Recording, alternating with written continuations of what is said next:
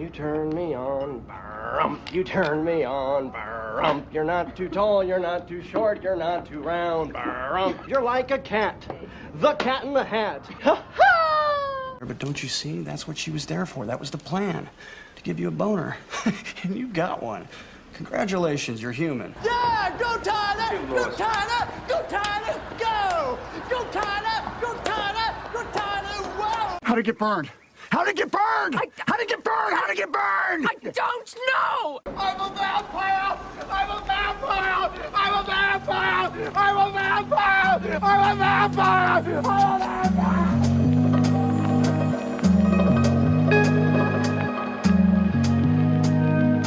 Bienvenue dans Bizarroïde, le podcast qui vous raconte 24 mensonges par seconde. Un épisode spécial pour terminer l'année 2025 en beauté, en compagnie de 4 invités de la première saison du podcast qui nous font le plaisir de revenir et de jouer le jeu d'une thématique commune dans les films qu'ils nous invitent à découvrir ou à redécouvrir. 5 films pour 5 décennies dans la carrière de Nicolas Cage, acteur bizarroïde par excellence, dont la folie, l'excentricité et la vulnérabilité auront aussi bien servi le cinéma de Martin Scorsese que celui de John Woo, l'univers de David Lynch, aussi bien que celui de Michael Bay. Avec bientôt 100 films au compteur, la filmographie de l'indomptable Cage mériterait certainement plusieurs épisodes, mais nous espérons que celui-ci vous donnera déjà envie de redécouvrir toute la réjouissante démesure de l'acteur jusque dans ses sorties de route spectaculaires, parce que c'est justement pour ça qu'on aime tant Nicolas Cage. You want me to come to the wedding of my brother Johnny? Where's my wedding? Chrissy, over by the wall. Bring me the big knife. No, Ronnie. Bring me the big knife. I'm gonna cut my throat. Maybe I should come back another time. No, I want you to see this. I want you to watch me kill myself so you can tell my brother Johnny on his wedding day, okay? Chrissy, bring me the big knife! Bonsoir Chloé. Bonsoir Jean-Baptiste. Merci de revenir dans Bizarroïde. C'est toi qui avais inauguré l'émission. Tu as été la première invitée de l'émission qui a été diffusée en avril dernier. Tu reviens pour parler donc d'un film avec Nicolas Cage, un film qui t'est cher et que tu m'as fait découvrir d'ailleurs il y a 5 ans. C'était en 2020, en plein Covid. Entre deux confinements, tu avais réussi à venir dans le sud-ouest. Exactement. Entre confinement, épisode un peu caniculaire, il n'y avait pas beaucoup de réjouissance à ce moment-là dans Toulouse. Dieu sait si c'est une ville très sympa, mais alors là, donc, il avait fallu se reporter sur des valeurs sûres et tu m'avais proposé Éclair de lune, Moonstruck dans son titre original, un film de Norman Jewison sorti en 1987. Alors, on est au début de la carrière de Nicolas Cage. Nicolas Cage, il a commencé à percer vers 83. Son premier rôle en tête d'affiche en 83, c'était Valley Girl de Martha Coolidge. Et c'est intéressant parce que Valley Girl était déjà une comédie romantique. Et là, on est également avec Éclair de lune sur une comédie romantique. Est-ce que tu peux nous faire un pitch justement de Éclair de lune, de l'argument romantique, sentimental du film ? Bien sûr. Alors, donc Éclair de lune, en fait, se déroule dans la communauté italienne de New York, avec une héroïne qui s'appelle Loretta Castorini. Et déjà, elle correspond pas forcément au canon de ce qu'on pourrait imaginer de la comédie romantique, avec la jeune femme pimpante qui a un métier un peu glamour et tout ça. Alors, pas du tout. Le film commence, on voit qu'elle est comptable, en fait, dans un salon espace funéraire. En fait. Ouais. Un salon funéraire, merci. Ouais. Et elle bosse un petit peu aussi pour les gens de sa famille. Elle a 37 ans, elle n'est pas particulièrement apprêtée. Elle vit encore dans la maison familiale avec ses 2 parents et son grand-père. Et le point de départ, c'est qu'en fait, elle est demandée en mariage par un homme, pareil, de la communauté italienne qu'elle fréquente depuis quelques années et qu'elle aime beaucoup, mais sans être particulièrement amoureuse ou passionnée. Et elle se dit, bon, bah, il faut rompre, en fait, ce qu'elle estime être une malédiction, puisque, en fait, elle a été mariée une première fois et malheureusement, son mari est mort parce qu'il est passé sous un bus. Et tout le point de départ, c'est que son prétendant lui la demande en mariage et lui dit, bah, écoute, je dois retourner à Palerme en Sicile pour voir ma mère qui est mourante et une fois qu'elle sera décédée, on pourra nous marier. Et il lui dit, j'aimerais que tu invites à notre mariage cette personne, et il lui remet la carte d'un homme qui s'appelle Ronnie et qui se trouve être le petit frère de Johnny, puisque j'avais pas encore dit son prénom. Voilà, à partir de là, on va entrer vraiment dans tous les codes de la comédie romantique avec des personnages qui n'avaient mais rien pour se croiser, qui vont se percuter, qui vont passer par tout un tas de quiproquos, qui vont se retrouver bien évidemment à la fin. Mais ce qui est intéressant, c'est que ça se passe dans un univers qui fait que la famille est très très présente autour. C'est la communauté italo-américaine qu'on peut peut-être avoir entreaperçue dans des films de Martin Scorsese et tout ça, mais là sous un versant qui est vraiment très très drôle, très touchant, et avec une galerie de personnages qui sont absolument incroyables. Ouais, on va être honnête effectivement avec nos auditrices et nos auditeurs, c'est pas un film fondamentalement bizarroïde, ça fait pas partie des films et des rôles les plus bizarroïdes de la carrière de Nicolas Cage, on l'a choisi parce que c'est un film absolument délicieux. Mais ceci dit, on peut déjà y voir un petit peu le grain de folie de Ouais. Nicolas Cage pour plein de raisons, quoi. Donc, même s'il semble être une anomalie dans effectivement une filmographie qui est plutôt déjantée, plutôt over the top, je pense qu'il y a sa place parce qu'en plus, pour moi, ce rôle qu'il a dans le film préfigure presque ce qu'il sera après dans Sailor et Lula, par exemple. C'est pas faux, ouais. Alors, il a son look, on va dire, pour le situer, son look de l'époque Arizona Junior, qui est sorti à peu près à la même époque, ou un an avant. C'est-à-dire qu'il a ce côté, comment dire, un peu hirsute. Il avait encore ses anciennes dents, Il est par voilà, exemple. alors, ça c'est important de parler de la dentition de Nicolas Cage, une espèce de dentition très accidentée comme celle-là. Mais c'est intéressant de se dire que là, on est dans un film qui date de 87, sorti début 88 en France, et qu'on a l'image des années 80 comme d'une époque très chic et choc, d'une époque où l'apparence est très importante, le paraître est très important, tu vois, surtout dans le cinéma américain. Et finalement, à l'époque, t'avais encore des acteurs américains en tête d'affiche qui pouvaient encore avoir une dentition imparfaite, un look, donc comme je le disais, de Nicolas Cage, un look un peu improbable. C'est pas vraiment par rapport à plein d'acteurs de sa génération, les Johnny Depp, les Tom Cruise, les Brad Pitt qui vont émerger un peu plus tard dans le cinéma américain. Il a pas vraiment une beauté classique, virile, américaine, tu vois. Il est ni le petit cool kid des années 80, encore très juvénile et très mignon, ni l'homme viril et très rassurant. C'est autre chose, Nicolas Cage. Et donc là, dans le personnage de Ronnie, effectivement, je suis d'accord avec toi, il y a déjà quelque chose qui préfigure Sailor et Lula parce que il a ce côté romantisme un peu exacerbé. C'est un personnage qui va dramatiser. Dès qu'elle le rencontre, c'est une scène qui est géniale, la scène où elle le rencontre donc dans le sous-sol de la boulangerie, dans le fournil de la boulangerie. Oui, parce que voilà, ce qu'on n'a pas précisé, c'est que Ronnie travaille dans la boulangerie familiale, la boulangerie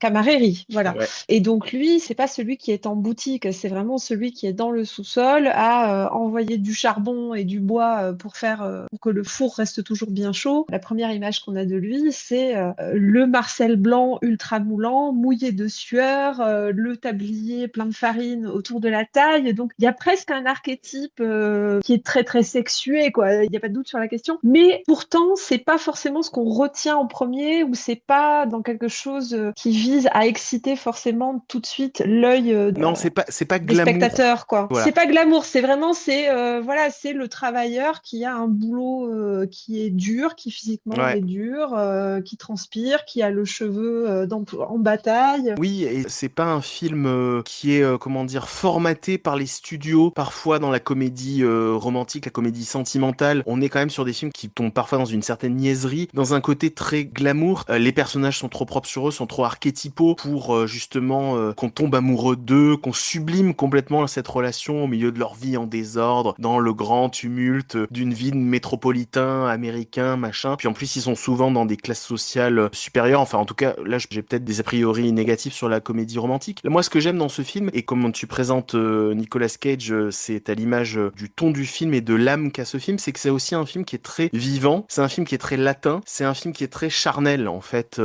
sans être effectivement trop glamour. C'est quand même un film qui a réellement quand même une sensualité qui est très latin, c'est-à-dire que c'est un film américain tourné à New York, alors dans la communauté new-yorkaise italo-américaine, et c'est finalement très proche de certaines représentations des communautés dans la comédie italienne des années 60-70. Oui. C'est ça qui fait beaucoup le charme du film, quoi. Il y a le côté genre, bon voilà, ces Italiens, ils ont pas le sens de la mesure, donc effectivement, c'est très exagéré, très théâtral dans leur manière de réagir. Ceci dit, c'était assez drôle parce que, pour l'anecdote, ce film-là, c'est un des premiers cadeaux que j'ai fait à la mère de mon mari, puisque mon mari est d'origine sicilienne, et ça l'a énormément fait rire, et elle me disait, mais en fait, fait, il y a des choses qui sont certes mises en scène parce que ça reste un film, mais qui sont pas si loin de la vérité dans les réactions de certains personnages ou dans leur manière d'appréhender certaines choses. Il y a des choses qui sont extrêmement drôles, quoi, très très drôles, mais pas sur des ressorts comiques habituels dans lesquels on pourrait s'attendre sur ce genre de film. C'est-à-dire que ça garde une vraie tendresse pour les personnages. Il s'agit pas de créer des décalages de situations absolument ubuesques. C'est un travail d'écriture sur la caractérisation des personnages, sur un soin apporté, je trouve, à plein de petits personnages secondaires. Tout le travail autour d'une communauté, en fait, et de manière... Alors certes, ils sont exubérants, ces personnages-là, mais c'est pas des comportements que tu remets en question. Les personnages sont truculents parce qu'ils sont truculents. Ils sont truculents dès le début du film, en fait. Ils le sont dès le début, et puis comme tu le soulignes, effectivement, il n'y a pas de petits rôles secondaires dans ce film. C'est-à-dire que même le restaurant, donc, qui s'appelle le Grand Ticino, où Johnny fait sa demande en mariage à Loretta, y compris les serveurs de ce resto, ils ont tous des rôles importants, en fait. Ouais, et exactement. même les clients, et c'est des clients qu'on voit, mais allez, 10 secondes, mais Ouais. ils ont une existence, ils ont une force, ils existent, quoi. Ils sont vraiment là, et on n'a pas l'impression que ce sont des figurants, quoi. À chaque fois que je revois ce film, je me dis, mais chaque personnage a vraiment une existence, y compris ceux qu'on croise très très peu de temps, quoi. Ils ont droit eux aussi à leur vie sentimentale, ils ont droit à leur opinion sur l'histoire qui se déroule. Les protagonistes que sont Loretta, bon, davantage Loretta que Ronnie, tu vois, c'est pas le couple, là encore une fois, glamour, comme si c'était une espèce de couple élu, tu vois, par la force mystique, métaphysique du cinéma, des conventions d'Hollywood. Ce sont eux, la princesse et le prince, en fait, tu vois, qui auront droit à vivre heureux et avoir plein d'enfants. En fait, les personnages autour d'eux ont chacun le droit à leur petite histoire. T'as l'oncle et la tante de Loretta qui d'un coup ont un regain de libido un soir. Dans la boulangerie, la caissière de la boulangerie, on prend le temps de voir qu'elle est amoureuse de Ronnie et elle sort une phrase comme ça, tragique, tu vois, genre c'est un amour impossible. Ça te fait rire à la fois, tu trouves ça presque grotesque en fait, il y a un sens du grotesque dans le film, et en même temps c'est réellement touchant et tu te dis mais ce personnage-là ressent réellement ça, et pourquoi est-ce qu'il aurait pas le droit d'avoir des émotions dans ce petit monde qui vit des choses du quotidien très pragmatiques. Loretta, c'est un personnage qui est très pragmatique. Elle est décrite comme ça dans le film. L'enjeu de ce personnage, le parcours de ce personnage, c'est que c'est un personnage très pragmatique qui ne s'autorise pas de penser romantique et qui va avoir le droit au romantisme. C'est d'ailleurs l'un des moments où, bon, il y a un morceau de bravoure dans le film avec le moment où Nicolas Cage déclame effectivement une brûlante déclaration à Loretta quand ils sont sortis de l'opéra, parce que bien évidemment, hein, vu que c'est des Italiens, ils vont quand même voir la bohème à l'opéra. Et quand il rentre, en fait, elle se rend compte qu'il l'a ramené devant chez lui et elle lui dit mais non, je vais pas refaire 2 fois la même erreur. Et à un moment, il lui dit, tu dis que tu as attendu l'homme de ta vie, pourquoi tu l'as pas entendu encore? Je suis là. Et elle lui dit bah t'es en retard, c'est comme ça. Et il lui fait une déclaration d'amour, mais qui en fait est totalement inattendue, où il lui dit mais l'amour c'est pas fait pour être beau, ça détruit. De toute façon, on n'est pas sur terre pour que ce soit parfait, on est là pour souffrir, pour se briser le cœur et pour mourir. Et c'est absolument dingue parce qu'en plus, bon, effectivement, Nicolas Cage, on connaît son intensité de jeu quand vraiment il s'y met. Et là, il est complètement à fond et elle est dévastée. Et en même temps, elle se dit, bah oui, je l'aime, quoi. Donc, je disais. Et à la fois, la scène est drôle et en même temps, elle est extrêmement touchante, elle est extrêmement émouvante. Et on a envie que ces personnages finissent ensemble, bien sûr. Exactement. Quoi. Et en même temps, c'est pas non plus idéalisé parce qu'elle a quand même un regard inquiet. Elle se dit, mais comment je vais assumer ça demain? T'es pas totalement tranquille à la fin de cette tirade. Oui, Et c'est ça. c'est le mélange de toutes ces choses-là avec lesquelles Loretta doit composer, en fait. Les personnages sont comme ça, sont dans un petit monde qui est à la fois très matériel, très trivial, parfois. Et en même temps, ils ont le droit aussi d'avoir des grandes passions, d'avoir de grandes ambitions amoureuses. Et c'est ça que je trouve qui est très touchant dans le film. C'est intéressant parce que le scénariste qui s'appelle John Patrick Shanley, qui est davantage un dramaturge qu'un scénariste, il a quand même fait quelques scénarios notables à Hollywood, dont celui des Survivants, tu sais, le film sur le crash de l'équipe de rugby des Andes. Ouais. Je crois même qu'il est passé à la réalisation d'ailleurs. Le principal de sa carrière, c'est davantage une carrière de dramaturge. Et c'est intéressant parce que lui, c'est un Irlandais de New York. Donc il retranscrit très bien la communauté d'à côté qui est les Italo-Américains dans ce petit monde de New York. Moi, je trouve aussi que c'est ça qui fait le charme du film, c'est que c'est un New York qu'on voit plus vraiment au cinéma. C'est un New York qui a, je pense, totalement disparu. J'en ai bien peur aussi. Alors là, on est en 87, on est au tout début de la période de gentrification.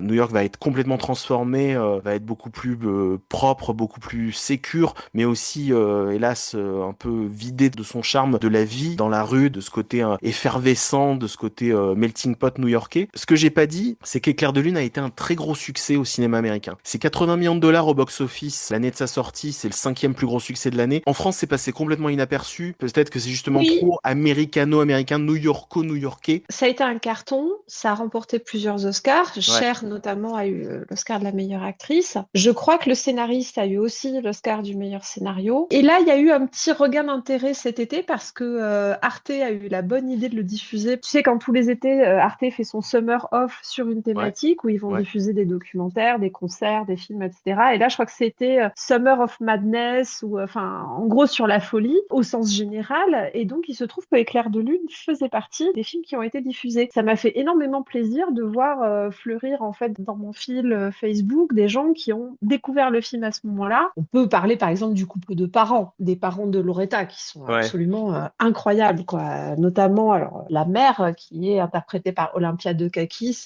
c'est un régal, quoi. Vraiment. Qui a aussi eu l'Oscar d'ailleurs du meilleur second rôle. Alors ça, j'avais pas vérifié, mais elle est d'une justesse dans toutes ses attitudes, dans ses regards, dans ses intonations. Elle est extrêmement drôle. Je pense que c'est vraiment les deux femmes du film, comme Nicolas Cage et le père, sont deux personnages très importants. Ouais, il fallait citer Olympia Dukakis qui est absolument magnifique dans le film. Moi, c'est un souvenir que j'avais quand tu me l'as montré il y a 5 ans. Je me souvenais vraiment du personnage de la mère, de me dire mais ce personnage est magnifique. La dernière scène où elle confronte son mari à cette histoire d'adultère, à cette aventure qui est une très belle scène. Voilà, on n'en dit pas plus. Pour le coup, c'est très intéressant parce qu'on est sur un film qui est, voilà, comme je l'ai dit, très exubérant. Et là, d'un coup, ça se joue sur un jeu de regard, ça se joue en peu de mots. Il y a une rupture de ton autour de quelques plans sur Olympia Dukakis. Je comprends qu'elle a eu l'Oscar du meilleur second rôle pour cette scène-là parce que vraiment, c'est un scénario, c'est un réalisateur, la mise en scène réalisateur qui sert vraiment les expressions d'une actrice et c'est magnifique. Cela dit, en le revoyant là, hier, j'avais oublié à quel point Cher était magnifique aussi dans le film. Je la trouve absolument sublime. La structure de son visage avec ses pommettes très hautes, les mèches grises dans sa chevelure, ce côté effectivement un petit peu farouche, un petit peu, parfois un peu sur la défensive. La défensive, voilà. C'est pas qu'elle est agressive avec les autres, mais disons que elle a tendance à tourner à la dérision, les remarques des autres, elle a beaucoup de réparties, et c'est un personnage absolument magnifique, et Cher est absolument magnifique. C'est pas du tout un star power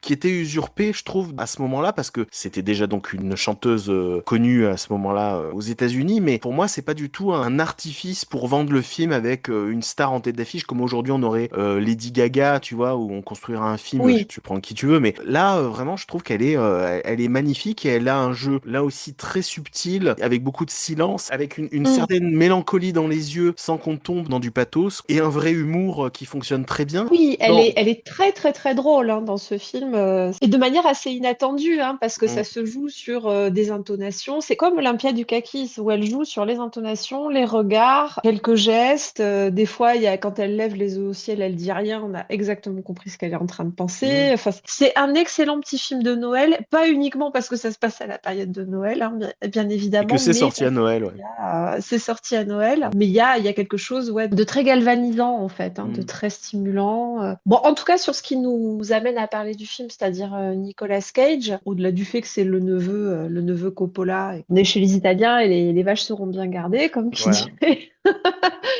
Mais l'écriture de ce rôle, je suis pas certaine qu'un autre acteur l'aurait interprété avec la même fougue, avec la même intensité qui était absolument nécessaire pour ce rôle, quoi. Et puis l'univers du film, parce que on a oublié de préciser un truc important, pourquoi le film s'appelle Éclair de Lune, pourquoi le film a été programmé dans Summer of Madness, comme tu disais, c'est qu'il y a une dimension, alors pas fantastique au film, mais il y a toute une mythologie autour du film, autour des superstitions, voilà, autour de différentes superstitions, les Italiens étant très superstitieux et Loretta, justement au début du film, se défendant complètement d'être superstitieuse. Il y a quelque chose autour de la pleine lune, autour de la magie qu'opère la pleine lune sur la libido, sur les hormones, sur les envies des personnages, sur le sommeil et tout ça. Il y a donc un univers, ce petit quartier de Little Italy va être pris dans une espèce de phénomène un peu étrange, un peu poétique, un peu onirique, dans lequel je trouve Nicolas Cage s'intègre particulièrement bien. Le personnage qui est, tu vois, mu par des espèces de forces bizarres bizarre, qui a des coups de folie par rapport à quelque chose qui vient l'obséder par une espèce de force mystique ou une espèce d'obsession. Tu vois, 2 ans plus tard,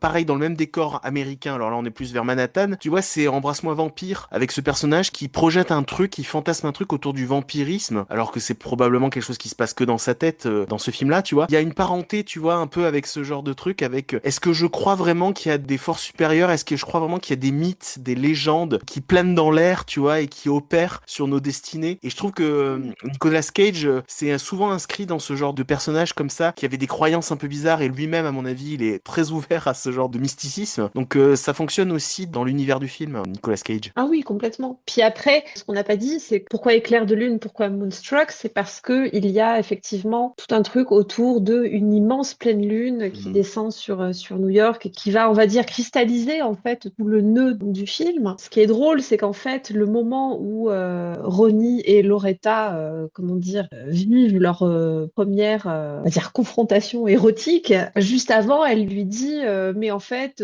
moi, je vois ce que tu es un loup, tu es un fauve et tu es incapable de dire les choses, c'est pour ça, etc. Et voilà, on se dit, bon, le loup, la lune, voilà, il y a quelque chose, certes, qui est une symbolique peut-être un petit peu appuyée, peut-être un peu lourde, mais la manière dont c'est amené dans le film, ça amène une scène qui est extrêmement drôle, puisque Loretta essaie de trouver une explication qui serait quasiment de l'ordre du mythe Instinctive. caché, ouais, Ouais. instinctive, alors que l'autre lui dit, mais qu'est-ce que tu racontes? Enfin, Mm. pas du tout, etc. Et voilà, donc en fait, cette explication qui pourrait être, on se dit, ouais, c'est un truc de bonne femme et contrebalancé automatiquement par l'autre, mais ça amène à la suite, quoi. Ouais, ouais. Et d'ailleurs, Nicolas Cage, après avoir lu le script, il a dit c'est un conte, en fait. Vous faites un conte, la pleine lune, vous parlez d'histoire de loup, cette femme seule tentée par une espèce de personnage comme ça, un peu sauvage, ouais. Regard un petit peu incrédule de la part de Norman Jewison qui lui dit, mais tu sais que t'as presque tapé juste, parce que le titre de travail du script, c'était The Bride and the Wolf, la mariée, la fiancée et le loup. Mais effectivement, il y a cette dimension conte, il y a quand même cette dimension créature sauvage dans ton personnage qui va être apprivoisé par la belle, quoi, hein. Donc, ouais, un magnifique film qu'on vous conseille très largement, et effectivement, parce que c'est un film qui met magnifiquement en valeur ses acteurs. On a cité Olympia Dukakis, Daniel, Danny Aiello, on connaît un peu plus peut-être, mais on connaît un peu plus, et puis pour les fans de Madonna, c'est lui qui incarne le père de Madonna dans le clip Papa Don't Preach. Donc voilà. voilà. Vincent Gardenia qui joue le père de Loretta. Donc c'est plein d'acteurs qui sont absolument merveilleux, fabuleux, qui ont toujours été cantonnés à des seconds rôles, des troisièmes rôles. C'est typiquement ces acteurs, on se dit ah je connais sa tête, comment il s'appelle déjà lui ou elle, et qui là ont chacun leur moment savoureux. Moi j'adore le fait que le père de Loretta par exemple est plombier et il est méga sapé quand il va à un rendez-vous de Oui, plomberie. Le type ah il est en oui, puis costard 3 pièces, il a des boutons de manchette et il est là comme il a ça. une voiture qui coûte une fortune, Il a une attitude très hautaine avec les etc. clients, comme s'il proposait un produit de luxe. Enfin, c'est génial. Je voudrais quand même terminer juste en recitant une dernière fois le nom de Norman Jewison, parce que c'est quand même incroyable le savoir-faire d'un réalisateur comme Norman Jewison, d'un réalisateur de la génération de Norman Jewison, qui est capable à la fois de faire des films comme Dans la chaleur de la nuit, L'affaire Thomas Crown, Rollerball, Oui, voilà, improbable. une dystopie violente comme Rollerball, un espèce de thriller très glamour comme l'affaire Thomas Crown, Dans la chaleur de la nuit qui parle de la ségrégation aux États-Unis, Et voire Jésus-Christ Superstar aussi, hein. Jésus-Christ Superstar, bien sûr, la comédie musicale Jésus-Christ Superstar, et de réussir aussi une comédie romantique comme celle-ci. Voilà, Norman Jewison, on lui rend hommage. Il est mort il y a pas si longtemps, il est mort, il avait presque 100 ans, mort à 98 ans, il s'était remarié à 85. Voilà, une espèce de force de la nature, le père Jewison. C'est incroyable ce savoir-faire hollywoodien de l'époque. Mais oui, effectivement, les gens qui, comme moi, si vous avez par exemple vos films de Noël que vous aimez revoir spécifiquement à cette période, franchement, ajoutez Éclair de lune à votre liste. Ça vaut vraiment le coup. C'est très savoureux, c'est très stimulant, c'est drôle, c'est touchant. Je pense que vous regretterez pas. I'll tell you right now, I'm in love with you. But be that as it may, I am not here to force my twisted soul into your life. I know that. We both know I'm a drunk. And I know you're a hooker. I hope you understand that I'm a person who is totally at ease with this, which is not to say that I'm indifferent or I don't care. I do. It simply means I trust and accept your judgment. Bonsoir Arthur Louis. Bonsoir Jean-Baptiste. Merci de revenir dans Bizarroïde. Tu étais l'invité de la deuxième émission de la première saison. Donc avec Chloé, on a parlé de Éclair de lune. Là, on avance dans la carrière de Nicolas Cage. On arrive sur la décennie 90, au milieu de la décennie 90, en 1995, avec Leaving Las Vegas de Mike Figgis. Donc un moment très important dans la carrière de Nicolas Cage, puisque c'est suite à ce rôle d'alcoolique qu'il va obtenir l'Oscar du meilleur acteur aux Oscars 1996. Quand on dit ça, on est toujours un peu méfiant, hein, parce que ça peut parfois être une mauvaise surprise, hein, les films à Oscar et la performance d'un acteur qui va chercher l'Oscar. On va voir ce qu'on en a pensé, nous, en revoyant le film, maintenant 30 ans après sa sortie, 30 ans après l'événement qu'il a représenté et dans la carrière de Nicolas Cage et dans le cinéma américain. Est-ce que tu peux nous faire un pitch de Leaving Las Vegas? Très rapidement, c'est un peu le feu follet version Las Vegas américaine. Le film au moins ce truc on commence déjà dans le déclin total, on est déjà tout en bas. On comprend par contre que c'est un jeune producteur associé à qui il est arrivé une sorte de tragédie familiale, il a été quitté, on ne sait pas trop, il brûle des photos. Le truc reste assez flou. À un moment, il hurle qu'on lui a pris son fils pendant une crise un peu délirante d'alcool. Mais donc on a ce type qu'on découvre il fait déjà honte à ses collègues, c'est-à-dire c'est le producteur associé, enfin ce type qui travaille dans la machinerie hollywoodienne et qui fait dès le départ honte à ses collègues. Il est vite remercié. La scène où il est remercié, c'est une scène assez étonnante parce qu'il s'y attend, tout le monde s'y attend. D'ailleurs, on comprend pas pourquoi ça n'a pas été fait avant, presque. Et il a une indemnité de départ et ça va être son barreau d'honneur parce qu'il a complètement plongé dans l'alcool, hein, ça on comprend très vite. Et il va décider de partir à Las Vegas et de faire une bringue énorme. Enfin, une bringue énorme, non, parce qu'il en est même plus capable, mais de se saouler à mort, c'est ce qu'il raconte. Ah. Et il va rencontrer là-bas une prostituée jouée par Elizabeth Shue, dont on nous montre des éléments de sa vie dans le montage comme ça, de manière alternative. Donc on la situe un peu, qui est une jeune prostituée sous la tutelle d'un mec laiton, un peu violent, qui vit pas si mal son métier, enfin qui est pas dans un truc de désespoir terrible. Et elle va rencontrer Nicolas Cage et lui va la payer pour qu'il l'accompagne, non pas pour une passe comme elle s'y attend au départ, parce qu'il est incapable. Et ça, c'est un des motifs du film, quoi. C'est vraiment le truc, c'est le couple qui n'arrive pas à avoir de relations sexuelles. C'est ces deux personnes qui vont finir par avoir beaucoup d'affection entre elles, même de l'amour, qui ont cet obstacle que l'homme ne peut pas performer, quoi. Et donc, elle va se prendre d'affection pour lui, et, elle l'accompagner. Alors évidemment, avec tout ce que cela implique, parce que lui, il accepte uniquement si elle le laisse boire. Donc, elle va l'accompagner comme ça, et puis on a une sorte de film un peu funèbre, un peu mortuaire, crépusculaire, on le dit beaucoup, mais là, ça joue quand même pas mal avec les néons de Las Vegas, pseudo de Jazzy. Voilà, à peu près. Bah oui, c'est un bon résumé de la trajectoire du personnage de Ben, qui est vraiment un suicide. C'est pas un suicide directement, mais il a décidé de se tuer à petit feu, mais comme tu dis, assez rapidement d'une certaine façon, parce qu'au début du film, il est déjà mal. Ouais. Et moi, c'est ça que je trouve intéressant dans le film. On va revenir sur la performance de Nicolas Cage, puisque c'est la première chose qui vend le film, en fait, le premier argument du film, c'est celui-là. Et on va le voir, moi, je trouve qu'il y a des qualités autour d'Elizabeth Shue, surtout. Oui. Mais la première chose qu'on remarque, la première chose qui nous happe, c'est bien évidemment la performance de Nicolas Cage. Je comprends qu'il ait eu l'Oscar pour ce film parce que c'est pas du tout l'alcoolique, tu sais, titubant. Enfin, bien sûr qu'il titube, hein, mais tu vois, c'est pas cette espèce d'alcoolique avec l'addiction comme ça. C'est pas un personnage entre le capitaine Haddock et les grands alcooliques semi-cloches des films français, du réalisme français poétique. C'est pas un singe en hiver, c'est pas ce genre de truc. Et c'est pas un singe en hiver et c'est pas Bukowski non plus, quoi. C'est pas Bukowski non plus.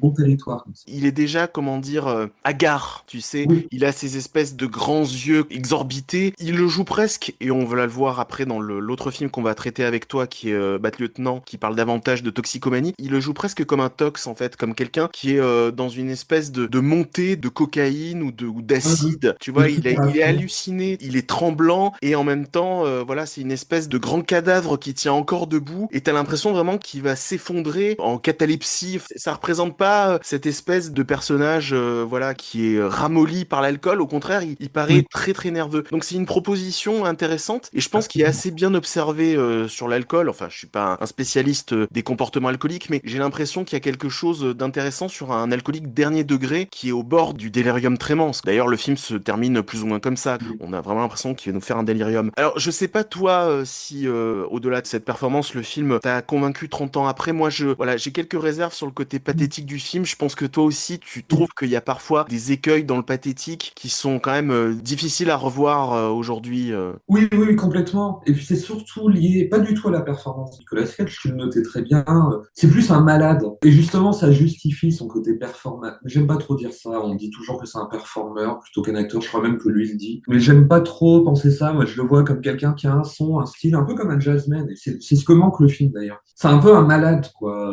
Et c'est vrai que t'as raison, il y a ce truc, ça, il arrive vachement à l'instiller, c'est qu'on est dans un suspense, c'est de la nitroglycérine, quoi. C'est le camion du salaire de la peur. Et on a toujours peur qu'il explose et puis il est face à cette tendresse absolue qui est Elisabeth Shue. Donc il y a quand même quelque chose d'assez tendu dans le film sur ce niveau-là. Après, oui, le revoir 30 ans après, ça a vraiment mal vieilli. Je sais pas pourquoi, parce que d'ailleurs, en plus, la réputation de Phyllis a toujours joui de ce film-là. J'ai vu d'autres trucs, c'était vraiment pas terrible. Et celui-là, en fait, non, quoi. En plus, je sais que c'est un musicien de jazz et le film, au début, est pas mal. L'intro est vraiment très bien parce qu'on sent, en plus, il y a un truc de musique, justement, de jazz. Je me suis dit, en le revoyant, ouais, free jazz. Puis les jazzmen étaient tous des gens comme ça, quoi, accablés, sidérés par une sorte de vertige, de malheur. Parce qu'en plus, Nicolas Cage, dans le film, quelque part, il se fait larguer et tout, c'était horrible. Mais peut-être qu'il a même perdu sa famille dans un accident de voiture. Alors, on aurait peut-être des indices là-dessus. Mais on peut se dire qu'il y a toujours quelque chose pour se relever. Et puis on dirait même que le personnage prend un prétexte également parce qu'il n'y arrive pas, quoi. Il y a un peu ce mystère dans ce personnage. C'est lui qui arrive à le rendre, encore une fois, et pas le film. Et c'est vrai que le film, après, s'embourbe un peu à Las Vegas. Heureusement que Elisabeth Shue est là, parce que toute la ligne qui prend de plus en plus de place dans le film sur sa trajectoire est vraiment le truc blindé d'écueils, vraiment, avec Julian Sands qui fait le regretté Julian Sands, qui est un grand acteur aussi, qui fait le Mac Letton avec un accent juste, et puis sa tête de British quand même à fond, moi je trouve. Et c'est vrai qu'au bout d'un moment, les scènes avec ce montage, et puis la musique devient de moins en moins bien, c'est vraiment des titres de easy jazz, d'ascenseur et de Las Vegas pour le coup. Et du coup, le film n'arrive pas à s'élever. Mais il y a quand même des performances d'acteurs, et c'est vrai que dans le pathétique, comme tu dis, le film se complaît un peu. Et on laisse un peu Nicolas Cage faire sans trop le diriger, mais heureusement qu'il le fait, parce que sinon c'est l'apathie totale. Il y a des scènes très belles, notamment quand ils se retrouvent au bord de la piscine, qui est un peu une sorte de climax du film, quoi. Puis à ce moment-là où ils sont presque couchés ensemble, mais il va se casser la gueule sur une table en verre, de manière ultra pathétique. Et là, c'est du bon pathétique. Le fait qu'il se casse la gueule, en plus, il le vit pas mal, comme tout bon gros alcoolo. Et non, sinon, c'est vraiment, ouais, je crois que c'est l'écriture de Phyllis, la mise en scène, tout est en place, parce que l'idée est vachement intéressante de refaire, voilà, comme je disais, cette espèce de marche funéraire, de feu follet deuxième génération, ou même ça aurait pu être, voilà, moi, je pensais, je me disais, ouais, en fait, le pitch, quoi, c'est entre le feu follet et la grande bouffe. Et avec Nicolas Cage, on aurait pu faire l'un ou l'autre. Je dis pas qu'il a pas l'espèce de lenteur comme ça de Maurice René, mais il est un peu capable de tout, Nicolas Cage, donc il aurait pu le faire. Et puis la grande bouffe, quoi, de côté Las Vegas. Et pourtant, il y a des trucs pas mal, cette idée où il empile dans la chambre d'hôtel toutes les bouteilles d'alcool. Il se fait une sorte de mausolée comme ça d'alcool qui est assez intéressante, surtout en plus quand on connaît un peu la vie personnelle de Cage, tu vois. Et donc je pense qu'un mec qui a fait la fête avec Charlie Sheen dans les années 90, il s'y connaît pas mal en alcool. Et puis il y a ce truc aussi assez étonnant. Nicolas Cage, quand même, après ce film, il a fait un peu d'opérations, notamment au niveau de ses cheveux. Et là, il est vraiment au moment où il a le moins de cheveux de toute sa filmographie. Ouais. Il fait vieilli, quoi. Il fait vraiment. Et puis, du coup, avec le maquillage en plus, ses tremblements, il gère super bien les tremblements. Il est ultra crédible en termes de tremblements, de malade, parce que moi, je vois vraiment un malade, mais dans tous les sens du terme, quoi.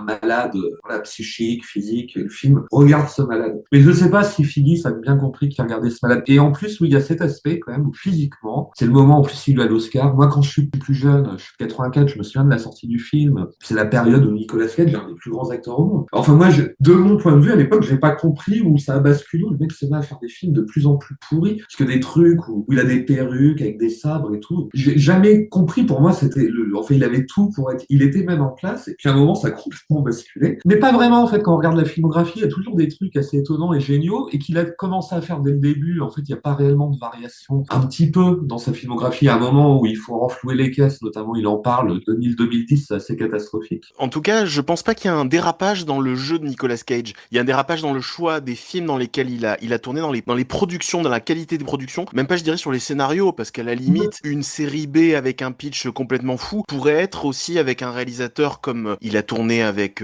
tu vois, Spike Jonze, il a travaillé avec, non, Une Charlie Kaufman. extraordinaire adaptation, un de ses plus grands films. Ouais, Extraordinaire. un pitch improbable d'un DTV qu'il a fait dans les années 2010 pourrait avoir son équivalent dans du cinéma d'auteur, on va dire, ou dans un Absolument. cinéma de genre un petit peu fou, quoi. Donc c'est davantage sur la qualité des productions et Oui, sur oui. le peu d'intérêt qu'on a pour le scénario, mais le jeu de Nicolas Entièrement. Cage, le jeu étrange de Cage et le jeu pas toujours très calibré de Cage, en fait il est déjà là dans Living Las Vegas. Il n'y a pas un dérapage où tu t'es dit 10 ans plus tard, putain mais j'ai perdu mon Cage, là tu le revois là, c'est Cage et on voit déjà ça dans ce personnage, dans cette performance qui est over the top, quoi, parce que l'idée fixe de ce personnage autour de l'alcool est de toute façon folle, cette idée Ah suicidaire, oui, cette oui. idée jusqu'au boutiste. Moi je suis d'accord, il y a un problème sur le fait qu'il y a effectivement des promesses au début du film qui sont d'une certaine façon pas tenues, parce que quand tu commences le film et que tu vois effectivement cette musique jazzy, un petit peu lente, un petit peu suave, qui impose un rythme très différent de la folie, qui fait vraiment un contrepoint avec la folie de Cage, qui, comme tu dis, on a l'impression qu'il va exploser, c'est vraiment ça, quoi. On n'a pas l'impression qu'il va tomber, somnolé, ronfler, on a l'impression qu'il va exploser, ou imploser.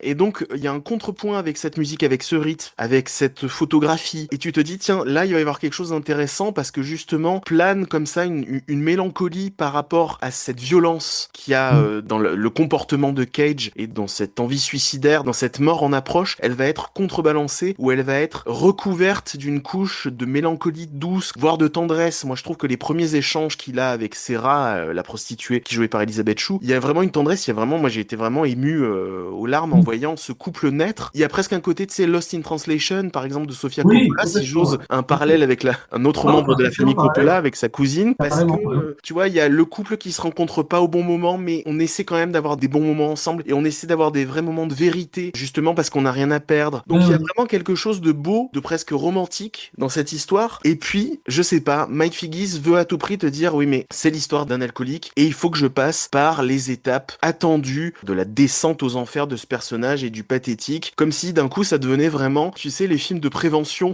qu'on Complètement. avait à une époque dans Ouais, les ouais. 60-70. Là, attention à l'alcool, ça vous fait faire ça. Or, tu te dis, mais c'est dommage parce que t'avais commencé à déployer des thématiques et un rythme au film et une ambiance au film qui était pas exactement autour de l'alcool, tu vois. C'est pas Oui. non plus, pour prendre Le Poison, The Lost Weekend de Billy Wilder, qui est vraiment un film sur un alcoolique qui essaie de dissimuler son alcool, le problème sur cette addiction-là. Là, le problème de Ben, le personnage de Nicolas Cage, bien évidemment, prend beaucoup d'importance et c'est ça qui déclenche l'histoire. Mais finalement, on s'en détache progressivement au milieu du film pour aller vers le personnage de Sora, qui est vraiment pour moi la bonne surprise du film. En fait, Oui. c'est Elisabeth Chou et sa trajectoire. Et on te met en miroir de la solitude de Cage, du désespoir de Cage, celui de Elisabeth Chou. Sauf que c'est beaucoup plus subtil parce qu'elle, elle est pas alcoolique et que elle, ses problèmes sont pas aussi clairement étiquetés que les problèmes d'alcoolisme. C'est une prostituée, mais comme tu dis, bon, bah son métier, enfin, elle le déteste pas tant que ça, elle s'accommode avec, mais en même temps, elle se sent seule, mais en même temps, bon, elle doit se méfier quand même des hommes, des rencontres à cause de ce métier-là, à cause de ses expériences à la fois professionnelles et personnelles. Il y a cette ville qui est Las Vegas. Comment on arrive à trouver une existence,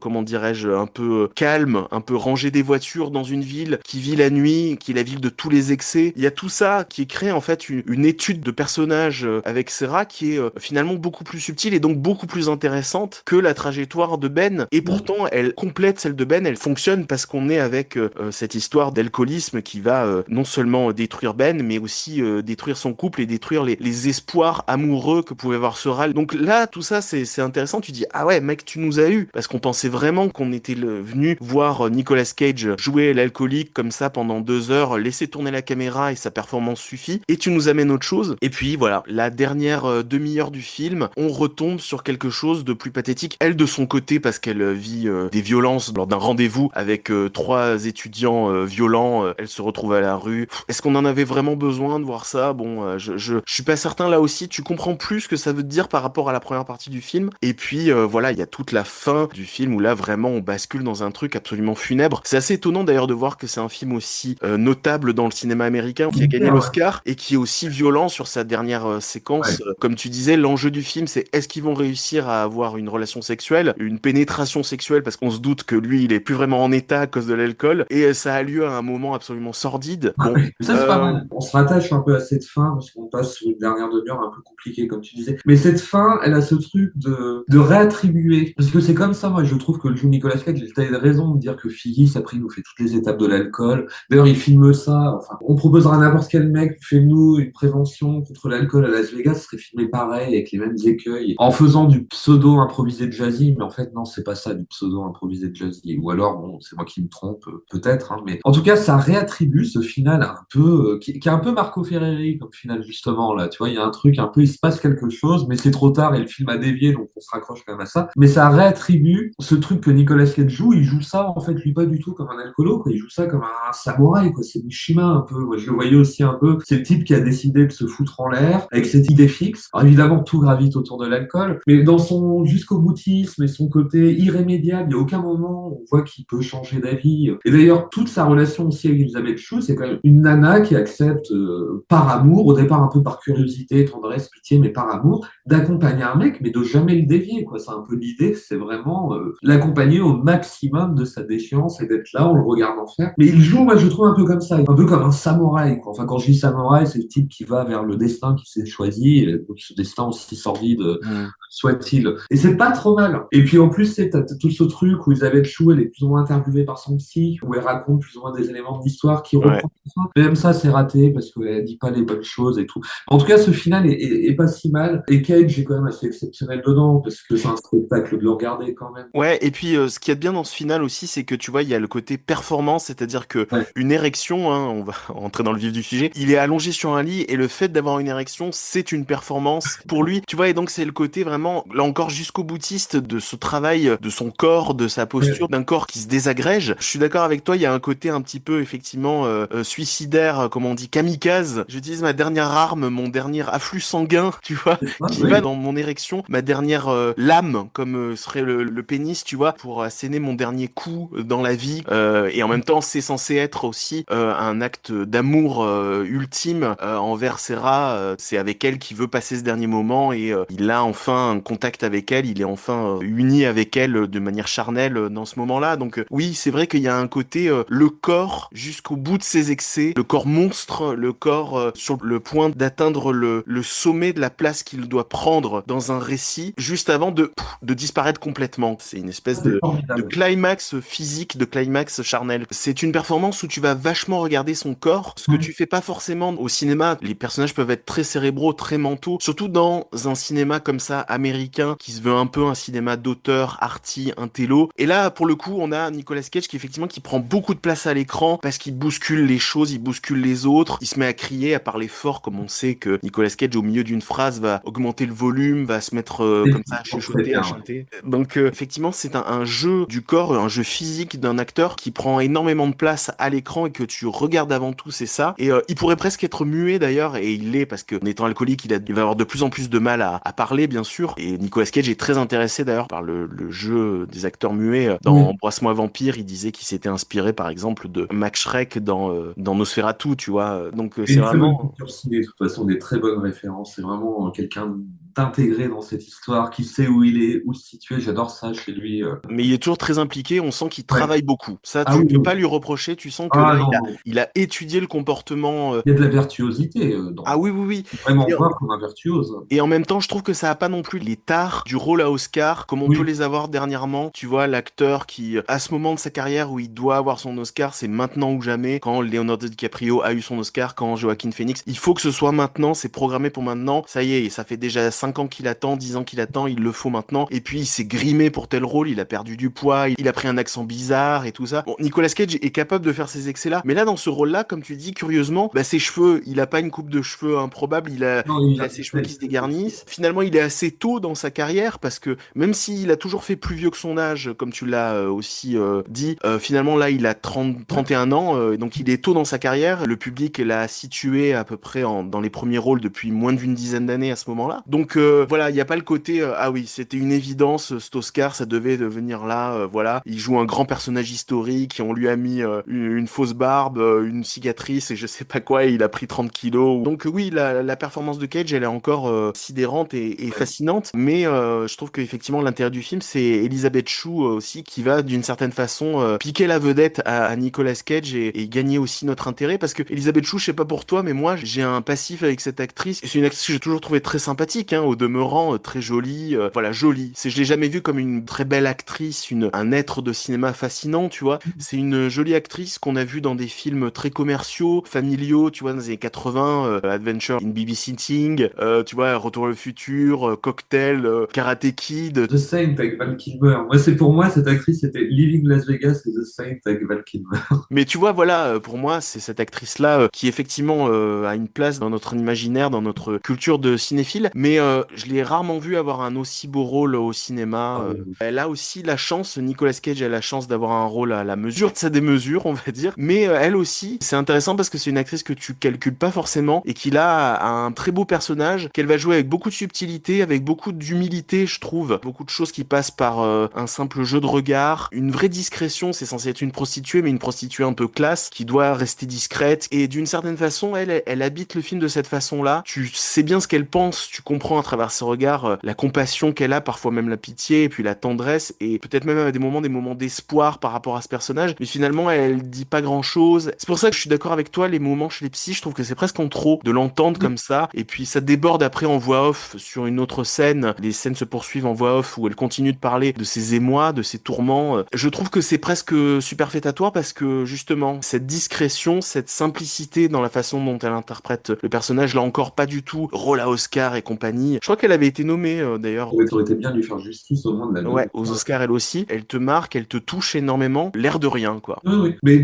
assez magiquement, ils font un couple de cinéma superbe. Après, Cage, il a toujours composé des chouettes couples de cinéma. Contrairement à ce qu'on peut penser visuellement, je pense qu'il laisse beaucoup de place et il autorise finalement par contraste quelque chose d'assez large dans la possibilité de jeu des actrices avec qui il a partagé l'affiche. Évidemment, on peut penser à Laura Dern, son côté un peu dans ses Lorelou-là, mais je pense qu'il y a vraiment ce truc-là. On peut vraiment retrouver ce truc-là. Et en revoyant le film, on se dit putain, Elizabeth Shue, super actrice, quoi. Elle a une sorte de tendresse, de fragilité. Tout ça, c'est des mots un peu faciles, mais elle a ça et le film serait quand même différent, surtout dans cette deuxième partie, un peu déséquilibré, serait quand même bien différent sans elle. On croit à son personnage, parce que finalement, on pourrait imaginer qu'elle a une histoire dans sa famille, il aurait pu ajouter ça pour prétexter le fait qu'elle s'occupe à ce point-là, qu'elle ait de la tendresse pour l'alcoolique, une relation par rapport à ça, mais pas du tout. C'est sa solitude, Las Vegas, sa manière d'habiter sa solitude, sa manière d'être avec les autres, la confiance qu'elle peut donner aussi, qui est forcément entamée. Mais oui, en revoyant le film, évidemment, moi, Cage, je le trouve toujours super. Et là, finalement,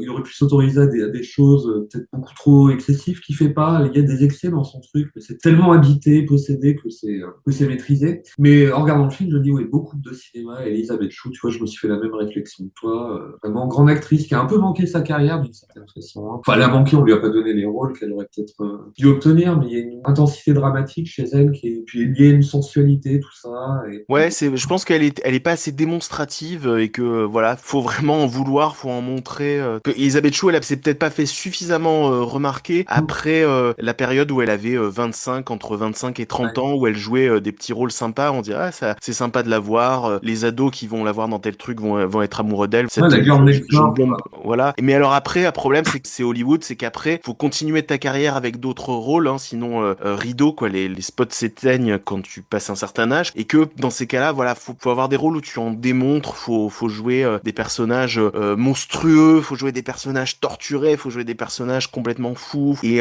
voilà, peut-être qu'elle s'est montrée trop discrète pour la machine Hollywood, pour l'ogre Hollywood qui dévore les talents. How long has he been in there? About 20 minutes.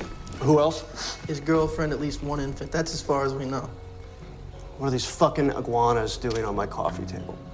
There ain't no iguana. Yeah, there are. There ain't no iguana. What the fuck is that? Fucking iguana. Hope we set up? SWAT's around the corner. No. Just no SWAT. Let him stay there. Well, the duty captain said he wanted to coordinate with us when we entered. Is that right, Stevie? Is that what you're fucking doing now? Reporting back to the fucking duty captain? I'm telling you what he said. We need SWAT.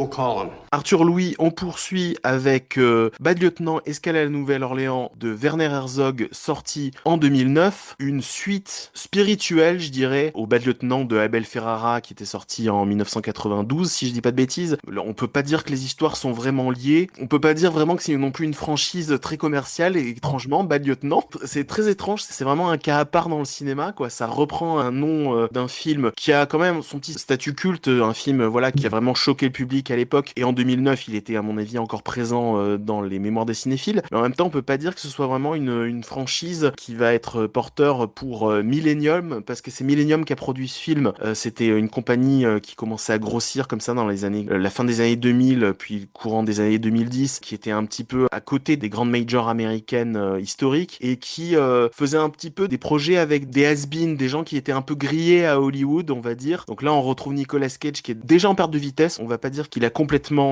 sombré dans les échecs et dans le direct-to-DVD, mais on va voir qu'il est quand même une période délicate de sa carrière. Mais on a aussi un Val Kilmer, lui aussi, qui était plus en odeur de sainteté à Hollywood. Et on a même un Werner Herzog, déjà vieillissant, qui, voilà, avait un rapport un peu, je dirais, distendu, en dents de scie avec le public. Là, il était un peu revenu dans l'esprit du public anglo-saxon, on va dire, avec Grizzly Man 3 ans plus tôt. Mais voilà, donc c'est un curieux attelage, ce film. C'est un projet curieusement monté par Millennium. Est-ce que tu peux nous faire un pitch de Bad Lieutenant, Escale à la Nouvelle-Orléans? Déjà, oui, juste pour reprendre un tout petit peu, c'est quand même, il n'y a que Nicolas Cage. C'est-à-dire que quand il y a 3-4 ans, on dit Nicolas Cage, il va avoir un film à Portland où il a perdu son cochon truffier et il va se venger pour le retrouver. Il est associé à des trucs et ça, c'était le plus beau, c'est quand même Werner Herzog, Bad Lieutenant, Val Kilmer, Exhibit, Fairuza Balk. Je veux voir ça tout de suite. Et le film, en plus, s'avère être un des meilleurs de cette année-là, si c'est pas le meilleur. Moi, je crois que je l'avais fait des tops, là, il y a pas longtemps, comme ça, et je sais, Bad Lieutenant, il est là, quoi. Et c'était hallucinant de voir ça. Donc, l'histoire du film, c'est un peu une version profane du film très catholique, c'est ce qu'il en fait aussi de Abel Ferrara. Bah, on est à, donc, Nouvelle-Orléans, après Katrina, il y a quand même ce truc de la petite partie documentaire de Werner Herzog qui accroche un peu, quoi. Et la première scène, c'est Cage et Val Kilmer qui ont envoyé, il y a un commissariat qui a pris l'eau après Katrina, et il doit vérifier s'il reste pas des prisonniers. Il y a un prisonnier qui est là, il faut bien le sauver, et finalement Cage saute, et en sautant pour sauver ce prisonnier, qui va lui permettre d'accéder à un nouveau grade, il se bousille le dos. Il se bousille le dos, et donc il prend, c'est quand même un film qui anticipe, en plus, on commençait à parler de tout ça, mais pas autant, hein, l'oxycodine et tout, tous les amis aux États-Unis, tous ces gens qui prennent de l'héros légal, et qui sombrent là-dedans. Et donc on retrouve Cage quelques mois plus tard, est complètement addict, et puis dans une consommation de drogue, là pas pour suicider, mais à peu près équivalente à l'ingestion d'alcool dans Living Las Vegas, amoureux d'une prostituée jouée par Eva Mendes, et là les choses vont converger, c'est-à-dire qu'il doit enquêter sur un meurtre terrible de migrants nigérians. En même temps, il y a sa consommation de drogue qui lui fait rencontrer des types pas forcément machin et qui doit de l'argent. Il a aussi des dettes de jeu, ça c'est ce qu'on retrouve du film original. Et puis donc aussi cette Eva Mendes, prostituée qui veut sortir de ce truc-là, et il y a un embroglio d'argent. Alors c'est terrible, c'est encore pire que dans le Bad Lieutenant original, parce qu'il y a juste ce bookmaker dans l'original, et puis il y a cette enquête qui est une forme de rachat. Là aussi, il y a une forme d'enquête de rachat, mais bon, elle est quand même moins évidente parce que le film n'est pas drivé par cette sorte de lumière christique catholique. Herzog, Cage, il y a une sorte d'équilibre qui se situe. Hein. On n'oublie pas que Herzog, c'est quand même le mec qui a mis en scène Klaus Kinski, et là, il retrouve un nouveau Klaus Kinski, beaucoup plus sympa hors plateau, évidemment, mais sur scène très kiskien. Et il y a un équilibre comme ça qui se fait extraordinairement dès le départ. Tu sais que dans une interview, il dit oui, j'ai l'impression que parfois on me voit comme le Klaus Kinski californien. Mais lui-même en est conscient. Tu vois. Puis il a un côté en plus vampire californien Cage. Tu sais, il a un mausolée. Et ça, je voulais y revenir parce que dans le film, il y a beaucoup de plans sur les reptiles. Il a lui-même collectionné des crânes de dinosaures qu'il a dû revendre parce qu'ils étaient volés. Il a acheté un serpent à 2 têtes. À un moment, il fait une sorte de mémorabilia comme ça, de cabinet de curiosité. C'est un peu comme ça qu'il dépense son argent. C'est intéressant, ça dit beaucoup de choses sur le personnage, ce goût pour le bizarre, l'abstrait, l'étrange. Et donc oui, le film, il a une sorte de qualité assez effrayante, parce que le personnage est quand même totalement effrayant. Et puis évidemment, il y a la scène finale qui est terrible, d'ailleurs qui est une des scènes centrales du film original, qui est rejouée 2 fois dans cette version-là, et à la fin, on voit que le personnage n'a rien appris. Parce que je disais que toutes les emmerdes convergent au même moment, on ne sait pas comment il va s'en sortir, le film a une tournure par lui assez cartoonesque, en même temps terrible, et le film, magiquement, c'est comme si le destin veillait sur lui de manière...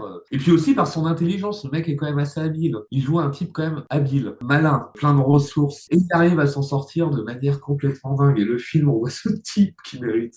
Enfin, on a envie de dire que c'est une ordure, mais pas tellement, parce que voilà, c'est le Nicolas Cage, ça pourrait être le mec de Living Las Vegas, qui est complètement halluciné, qui est animé, articulé par la drogue, le désir, des trucs contradictoires, qui a le cerveau en miettes, et qui va se retrouver avec le joueur d'échecs parfait, bien aidé par le destin. Donc c'est un film extraordinaire. C'est peut-être un des meilleurs films avec Nicolas Cage, peut-être. Moi, je le trouve bon tout le temps, mais dans ce film-là, Herzog et le rôle, la coupe de cheveux est dingue. C'est Ah ouais, vraiment là on va en venir. Roger Rabbit, quoi. On dirait pas un des Toons, mais il pourrait être comme Christopher Lloyd, quoi, un Toons contrarié qui s'habille en humain, et c'est Ouais. peut-être le Roger Rabbit, quoi. Avec ses vestes blanches pour faire New Orleans, ses pantalons super larges. Et je sais pas, Herzog le comprend complètement. Et il a une liberté dedans, donc il en fait des caisses, mais ça passe tellement bien, puisque Herzog sait traduire tout ça. Je sais pas, une scène ou un moment avec Exhibit et il bute, je crois, le bookmaker. Et puis les types déchargent tous leurs trucs, et puis lui, il est là, il regarde le truc avec une tête hallucinée, parce qu'il vient de se taper une pipe de crack énorme. Et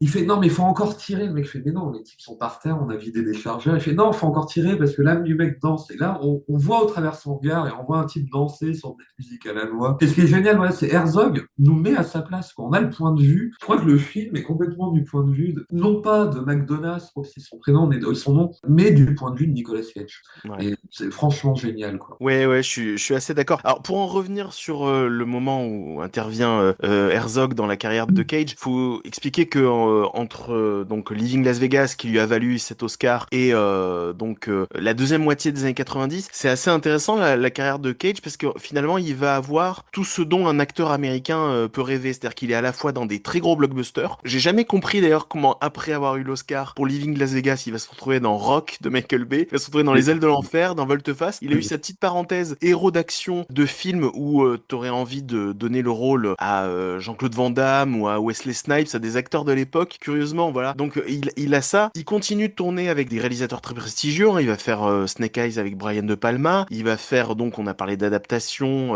avec Spike Jonze, et il va faire Lord of War aussi, que je trouve très intéressant, avec Andrew Niccol.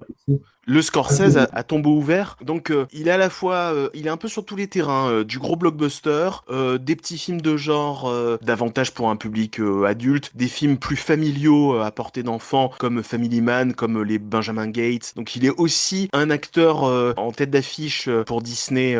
Dans Hollywood's Ball, on traitera bientôt de L'Apprenti Sorcier, qui va être un peu le point de bascule de sa carrière. Donc à l'époque, on construisait un blockbuster familial aussi sur Nicolas Cage. Donc là, ça arrive à un moment où quand même sa carrière commence déjà à battre de l'aile à Hollywood, mais de toute façon, je dirais que c'est un moment où, de toute façon, à Hollywood, les choses sont un petit peu plus compliquées pour les auteurs, pour des productions confortables confortables au niveau du budget, j'entends, dans lesquelles un réalisateur pouvait réussir à s'épanouir et avoir des projets un petit peu ambitieux, et en même temps avoir des acteurs renommés en tête d'affiche avec des scénarios intéressants et vraiment une maturité dans les récits, des tons différents qui s'entrechoquent, des références culturelles, des choses comme ça. J'ai l'impression que là, Hollywood commence à se dire, je suis pas sûr que ça vaille vraiment la peine de traiter le public de cette façon-là, avec cette exigence et avec ce respect, avec cette confiance. Donc Nicolas Cage, qui est vraiment l'acteur qui s'investit dans ce genre de projet, forcément, il va être orphelin aussi des projets comme on les a cités, comme du Snake Eyes, comme du À tombeau ouvert et autres. Voilà, ça commence à sentir un peu le roussi pour lui. Et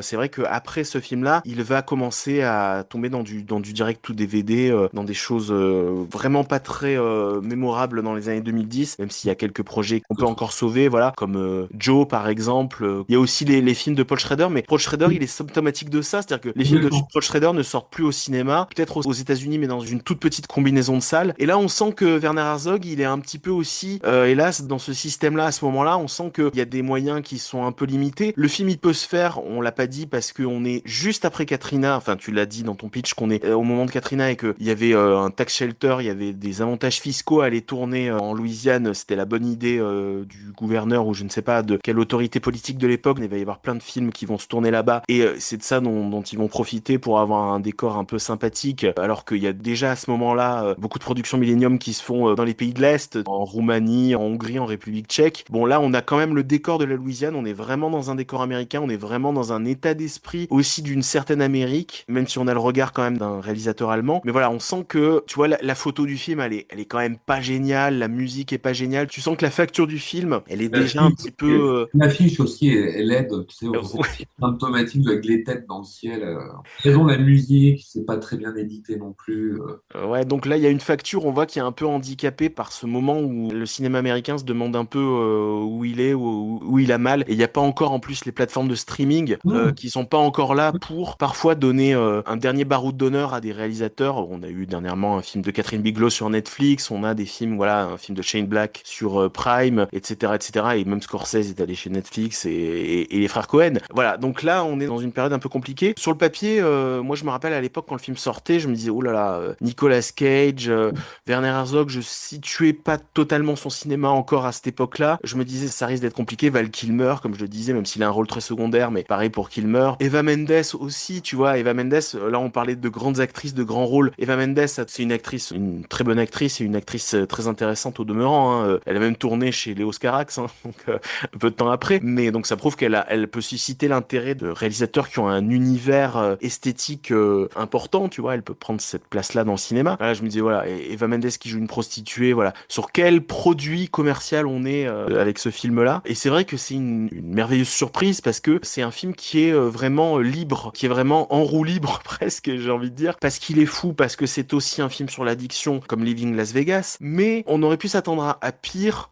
dans le côté hallucinatoire, comme tu dis. Il y a quelques scènes où on voit des iguanes, on voit effectivement cette très belle image effectivement de l'âme qui fait du breakdance avant de quitter le corps et deux trois choses comme ça symbolistes très intéressantes. Là encore, c'est pas tant ça l'intérêt c'est vraiment là c'est vraiment Nicolas Cage au centre du film. C'est vraiment, comme tu dis, une discussion, un dialogue comme Werner Herzog savait le faire avec Kinski. C'est vraiment un dialogue entre un réalisateur qui filme un acteur qui essaie de renvoyer au réalisateur ce qu'il veut, ce qu'il attend et même ce qu'il attend pas, et essaie de me surprendre. T'as presque l'impression que les scènes vont cutter et que tu vas avoir le rush du film où il se retourne vers la caméra et fait, alors t'en as pensé quoi? Si tu veux, je te le refais mais avec un rythme différent. T'as presque l'impression de les entendre dialoguer en fait, Herzog et Cage. C'est vachement intéressant et c'est une proposition qui va un peu dans la même famille de personnages que Leaving Las Vegas, mais avec encore des notes différentes dans le côté addict, hors de contrôle. Là, moi, ce que je trouve intéressant, c'est que Cage, là encore, ça joue du physique de Cage. On a remarqué assez vite que Cage, il avait une espèce de scoliose, tu vois, il a toujours eu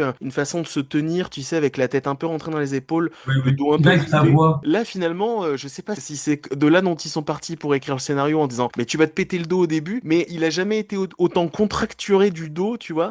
Il finit même le film un peu de travers, carrément, avec une épaule plus haute que l'autre. Le corps de Cage, ce corps un peu étrange qu'a Nicolas Cage et les postures un peu étranges, là, sont au service d'un personnage qui est tout le temps en train de souffrir, qui porte tout le temps cette souffrance. Et comme tu dis, c'est très intéressant parce que c'est à la fois une blessure qu'il a dans son travail et tu peux comprendre, ça donne pas une excuse à l'addiction du personnage, mais puis ça l'humanise aussi, puis il l'a fait pour presque une noble raison. Et en même temps, c'est un accident du travail un peu banal, comme hélas, beaucoup de gens en vivent. Et ouais, oui, le mal de dos, c'est hélas, beaucoup de gens souffrent de ça. Et comme tu dis, ça fait penser à toutes les drogues légales qui ont été distribuées larga manu aux États-Unis. Ça fait penser à tout ce problème-là, qui est un problème très sociétal, vraiment du quotidien, qui appartient vraiment au décor quotidien des États-Unis. Là aussi, c'est assez étonnant de voir un film qui commence avec un personnage qui va pas se retrouver avec une cicatrice, qui va pas se retrouver sur un fauteuil roulant, qui va pas se retrouver, tu vois, avec son outil de travail dont il est privé, tu vois, il serait blessé à la main, il peut plus tirer, et ce serait cette figure du flic comme ça, privé de son flingue. À un moment, il dit ça dans le film et c'est presque un gag, mais qu'est-ce que c'est un homme sans flingue, tu vois. Ça change rien pour Nicolas Cage qu'il ait pas son flingue. Ouais, oui. Voilà, ça change rien dans le film. Ne cherchez pas cette figure héroïque, cette figure virile du cinéma américain, du polar américain. On n'est pas chez Dirty Harry, on n'est pas chez Charles Bronson. Là, voilà, c'est un mec qui s'est juste pété le dos et qui se relève après une sieste en courbaturé. Donc là, c'est un personnage parfait pour Nicolas Cage parce que c'est à la fois un personnage qui paraît, voilà, assez banal, assez ordinaire. Nicolas Cage ayant pas, comme on l'a dit avec Chloé, un physique, tu vois, de jeune premier bellâtre, de beau mec du cinéma. Et là, à ce moment-là, il est au pire de son potentiel capillaire, on va dire, dans ce film. Je pense que c'est des implants ratés, hein, ce qui s'est passé. Oui. Voilà, c'est de nouveau en train de se clairsemer sur les côtés, donc ça commence à faire un truc très bizarre. Tu vas pas en faire un grand héros américain sublime, mais en même temps, il t'attrape comme ça, il va te hanter d'une certaine façon comme une espèce de démon par son jeu exubérant, par sa folie, par ce qu'on voit bien être des propositions complètement dingues sur certaines intonations. À un moment, il répond au gangster, il répond presque en chantonnant. Ça, on voit toute sa panoplie de moves comme ça, surtout les derniers. dernier, parce qu'il y avait quand même l'anecdote quand son oncle le fait tourner dans... Peggy Sue s'est mariée. Voilà. Et là, il décide de faire tout le film avec la voix de Jiminy Cricket. Il fait les répètes comme ça, tout le monde hallucine, il fait mais non, mais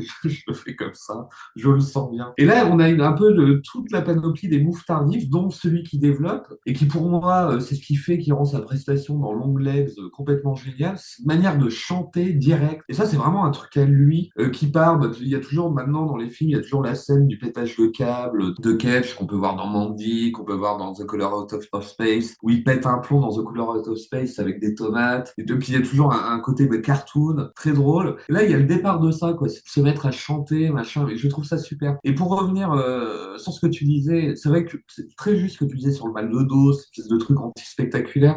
Et quand on voit le film, on a vraiment l'impression que c'est quand même le regard d'un Allemand sur les États-Unis. Il y a quand même ce truc de farce, quoi. Moi, j'aime beaucoup. C'est l'Allemand qui écrit une farce sur les États-Unis. Et d'ailleurs, le film a des allures de farce et outré. Et il a ce côté-là aussi.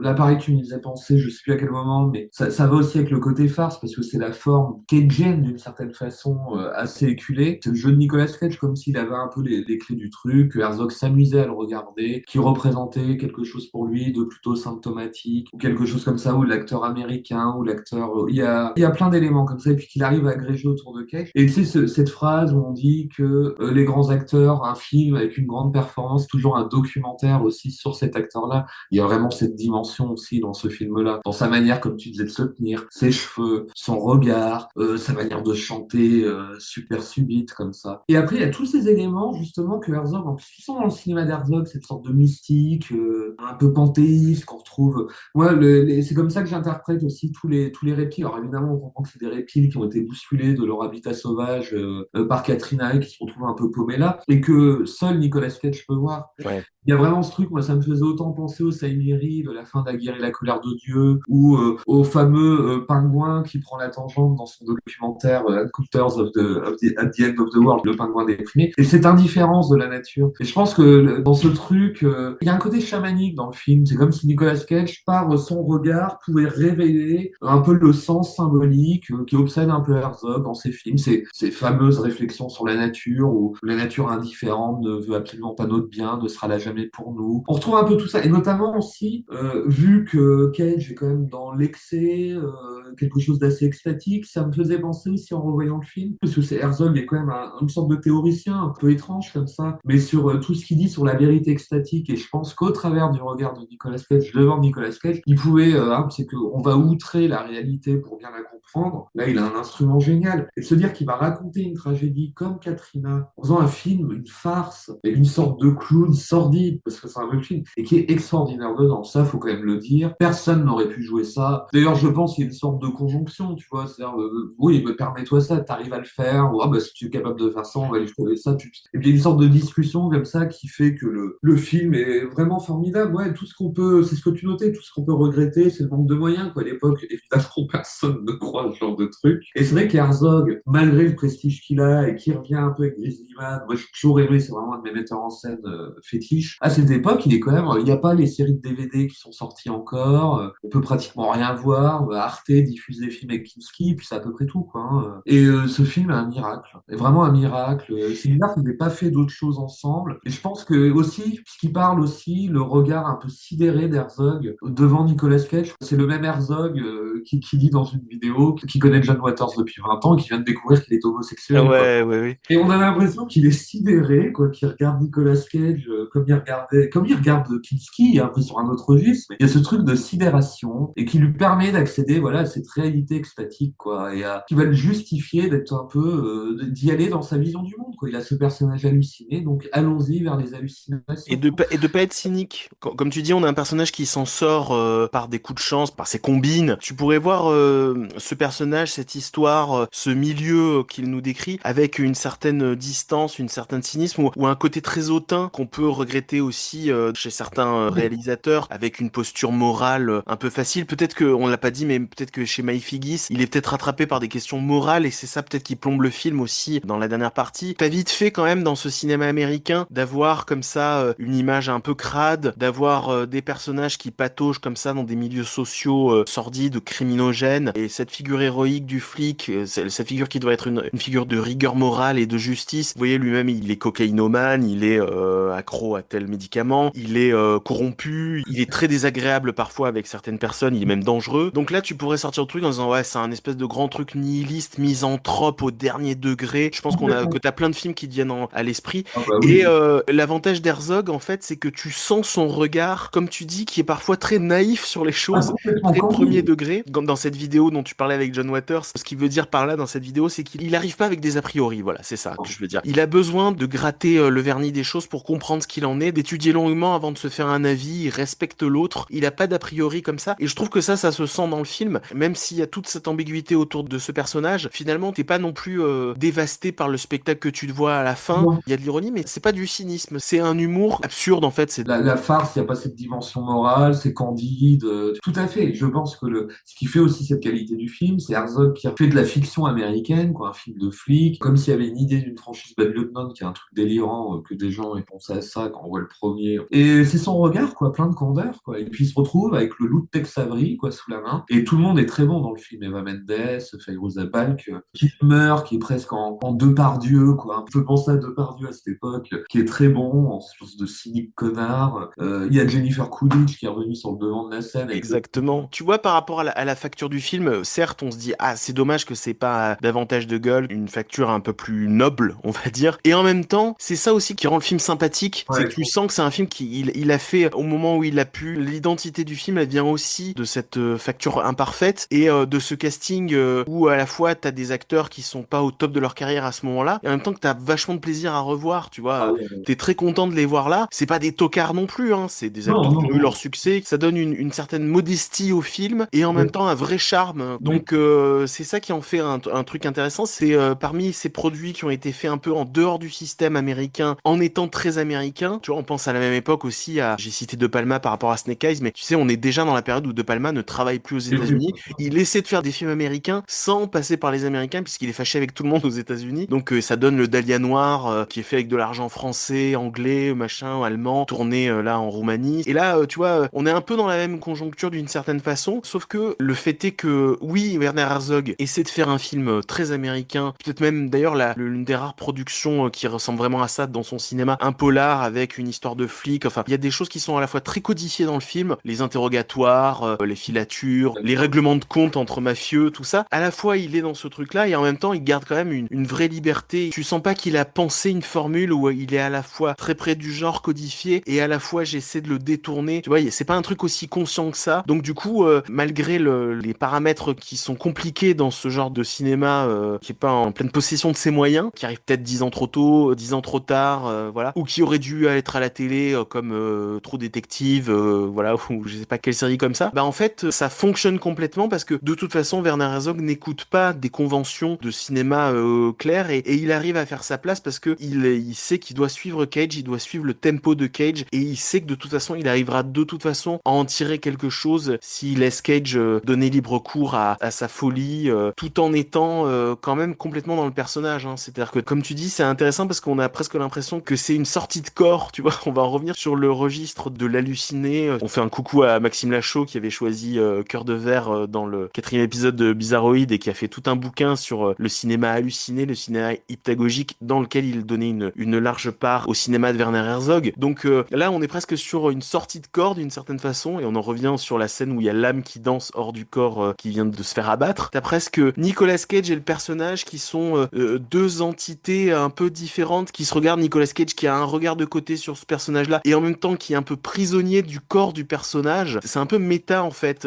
C'est déjà du méta Cage, sauf que le méta Nicolas Cage, on l'a eu avec des trucs un petit peu trop faciles, je trouve, dernièrement, avec un talent en or massif et autres. Alors qu'en fait, c'est déjà là d'une certaine façon pour qui veut le voir. Bien sûr, mais tout à fait. Et c'est ça, Cage, il y a un truc miraculeux aussi avec lui. Et c'est un miracle comme ça qui peut se répéter. Ouais, c'est d'autant plus un miracle parce que c'est très fragile, quoi. On sent que ça peut vraiment basculer dans quelque chose de grotesque ou c'est vraiment un travail d'équilibriste et on est à ça de l'accident, de la sortie de route complète. Mais puis, pour faire un lien entre les deux films dont on a parlé, Nicolas Cage avait dit, quand il avait tourné Living Las Vegas, et c'était pas déjà le premier film qu'il tournait à Las Vegas, il disait, oui, j'ai l'impression que pour des réalisateurs, je suis un peu l'âme de cette ville, je suis un peu l'incarnation de cette ville d'une certaine façon, des excès de la ville de Las Vegas. C'est une ville qui me va bien. Snake Eyes, c'est pas Las Vegas, je crois que c'est Atlantic City, mais bon, on est dans le même état d'esprit. J'ai envie de dire oui, d'une certaine façon, et en même temps, là, dans Bad Lieutenant, j'ai presque envie de dire que la ville sinistrée de la Louisiane, ça lui va peut-être encore mieux, parce qu'il y a le côté justement Oui, il y a ce côté ville plein de charme, complètement détruite, un peu. mystique, tu vois, Ouais. hanté par Et des voodoo, esprits. un film assez voodoo, je disais chamanique, mais ça peut être voodoo, quoi. Et voilà, donc ça correspond aussi à un Cage qui est en train de vieillir à ce moment-là, qui a connu des hauts et des bas, qui vit des choses absolument cataclysmiques dans ses films et qui essaie de tenir debout. Voilà, c'est un espèce de personnage qui file droit dans le mur. Voilà, et donc ça va bien avec le décor de cette ville qui vient de subir une catastrophe naturelle, qui croupit un peu dans ses moisissures, dans ses animaux en liberté, cette sauvagerie en liberté aussi, comme tu disais, des iguanes. Ça marche aussi avec Nicolas Cage, l'homme qui a des iguanes dans la tête, quoi. Donc je trouve que au-delà du constat qu'il avait fait sur Las Vegas, quelques années après, le Nicolas Cage un petit peu cassé, comme le dos cassé du personnage de Terrence dans le film, ce personnage un peu cassé, un peu marqué par la vie, toujours en sursis à cause de ses excès, voilà, je trouve que la Nouvelle-Orléans, ça lui va bien et que là aussi, si le projet s'est monté par rapport au crédit d'impôt de la Nouvelle-Orléans, en tout cas, ça marche très bien. C'est aussi un accident heureux, cette rencontre entre Nicolas Cage et la Nouvelle-Orléans de cette période-là. Je suis bien d'accord. À ce moment-là, c'est juste évident.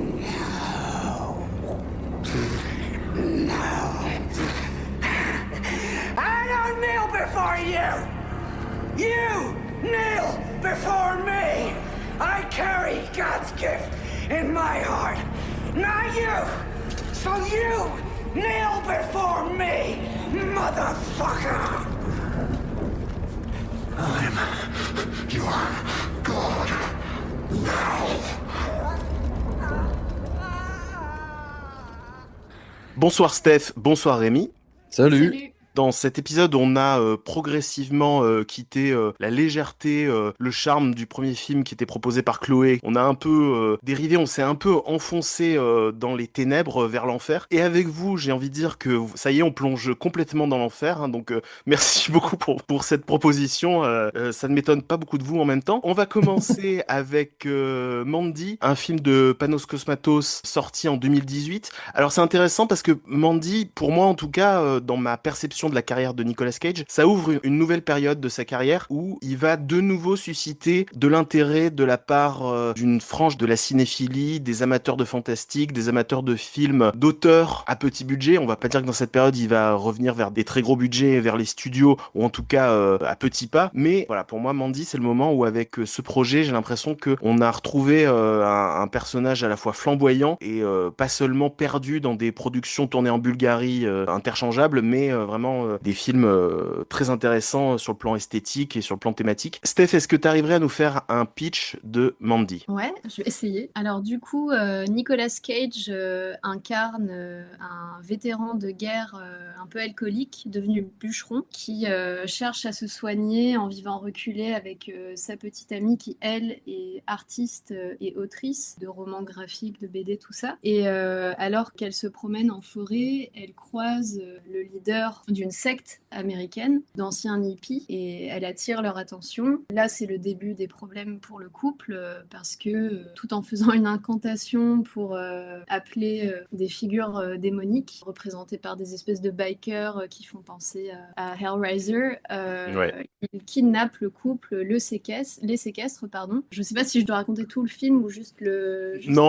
C'est un peu voilà, c'est compliqué parce que là en fait le rythme du film est très particulier. En fait là t'as déjà dévoilé une première partie du film. En fait on va dire pour simplifier que la deuxième partie on est dans du revenge movie, hein. Oui, parce que du coup la petite amie est tuée et donc Red décide de partir venger sa petite amie, mais dans un univers qui se teinte de plus en plus de l'art de sa petite amie défunte. Et donc on quitte complètement la réalité pour entrer dans un univers complètement fantasmagorique. Je suppose que c'est ça qui t'a particulièrement accroché avec ce film, c'est cet univers graphique.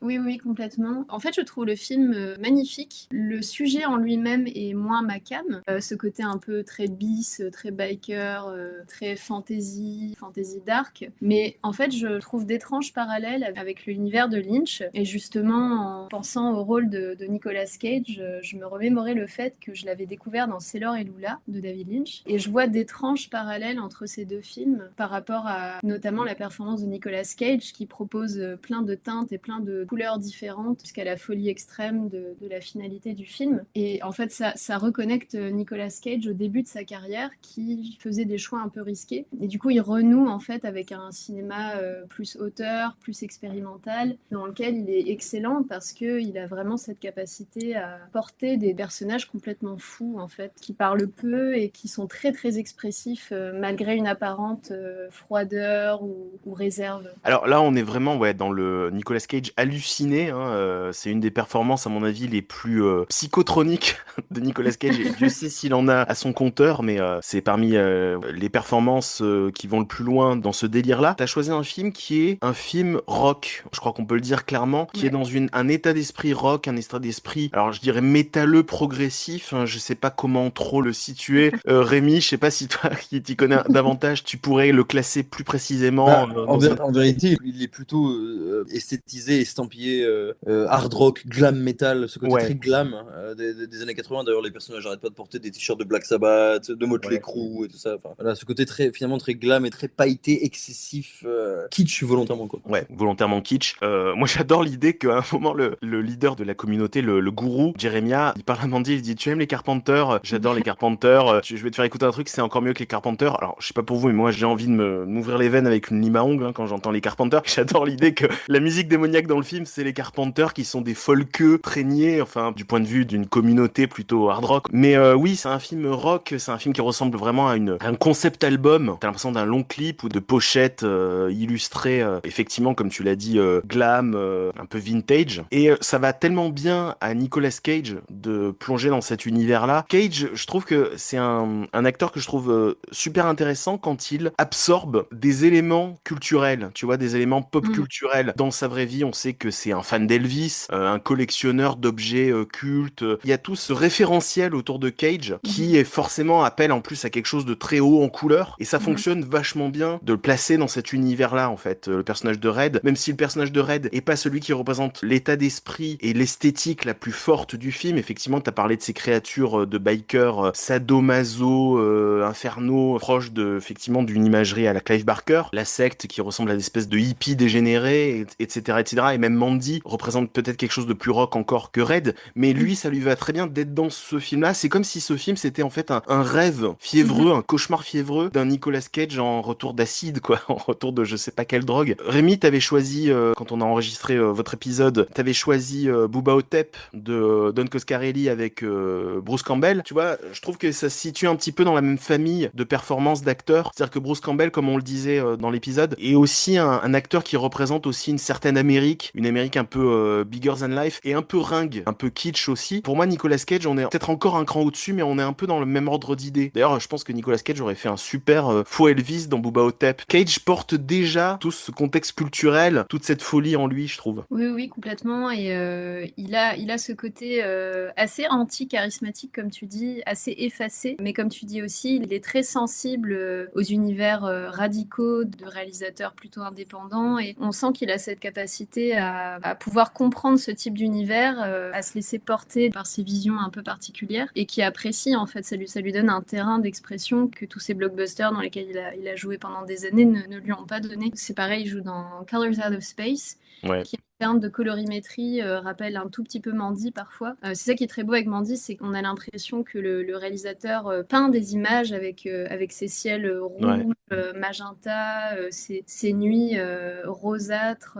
C'est vraiment un défilement de toiles avec un jeu de Nicolas Cage qui est hyper expressionniste et il est vraiment extraordinaire dans le film. Tu citais Rusty James et t'as cité aussi Sailor et Lula. C'est des films qui sont hantés par la grande époque d'une Amérique triomphante sur d'elle, de l'Amérique classique d'une certaine façon, des années 30, 40, 50. Il y a toute cette ambiance-là dans ces rôles qui ont façonné aussi la persona de Nicolas Cage. Et là, c'est intéressant parce qu'on est un peu dans le prolongement de ça. On est donc, c'est un film qui se passe en 83, je crois, il me semble. Oui, quelque 1983, chose comme ça. ouais, exactement. Ouais, 83. Et en fait, c'est comme si on était toujours dans la même poursuite de l'histoire culturelle de l'Amérique, mais qui là, donc, a franchi la période du désenchantement qui est arrivé fin des années 60, début des années 70. Là, on est est vraiment sur le retour d'acide, quoi, sur le bad trip, la gueule de bois, à la fois idéologique et aussi carrément la sensorielle, métaphysique de l'Amérique. Ça fait beaucoup penser à David Lynch, à la saison 3 en fait de Twin Peaks, qui pareil montre ce désenchantement de l'Amérique et dont l'une des versions justement interprétée par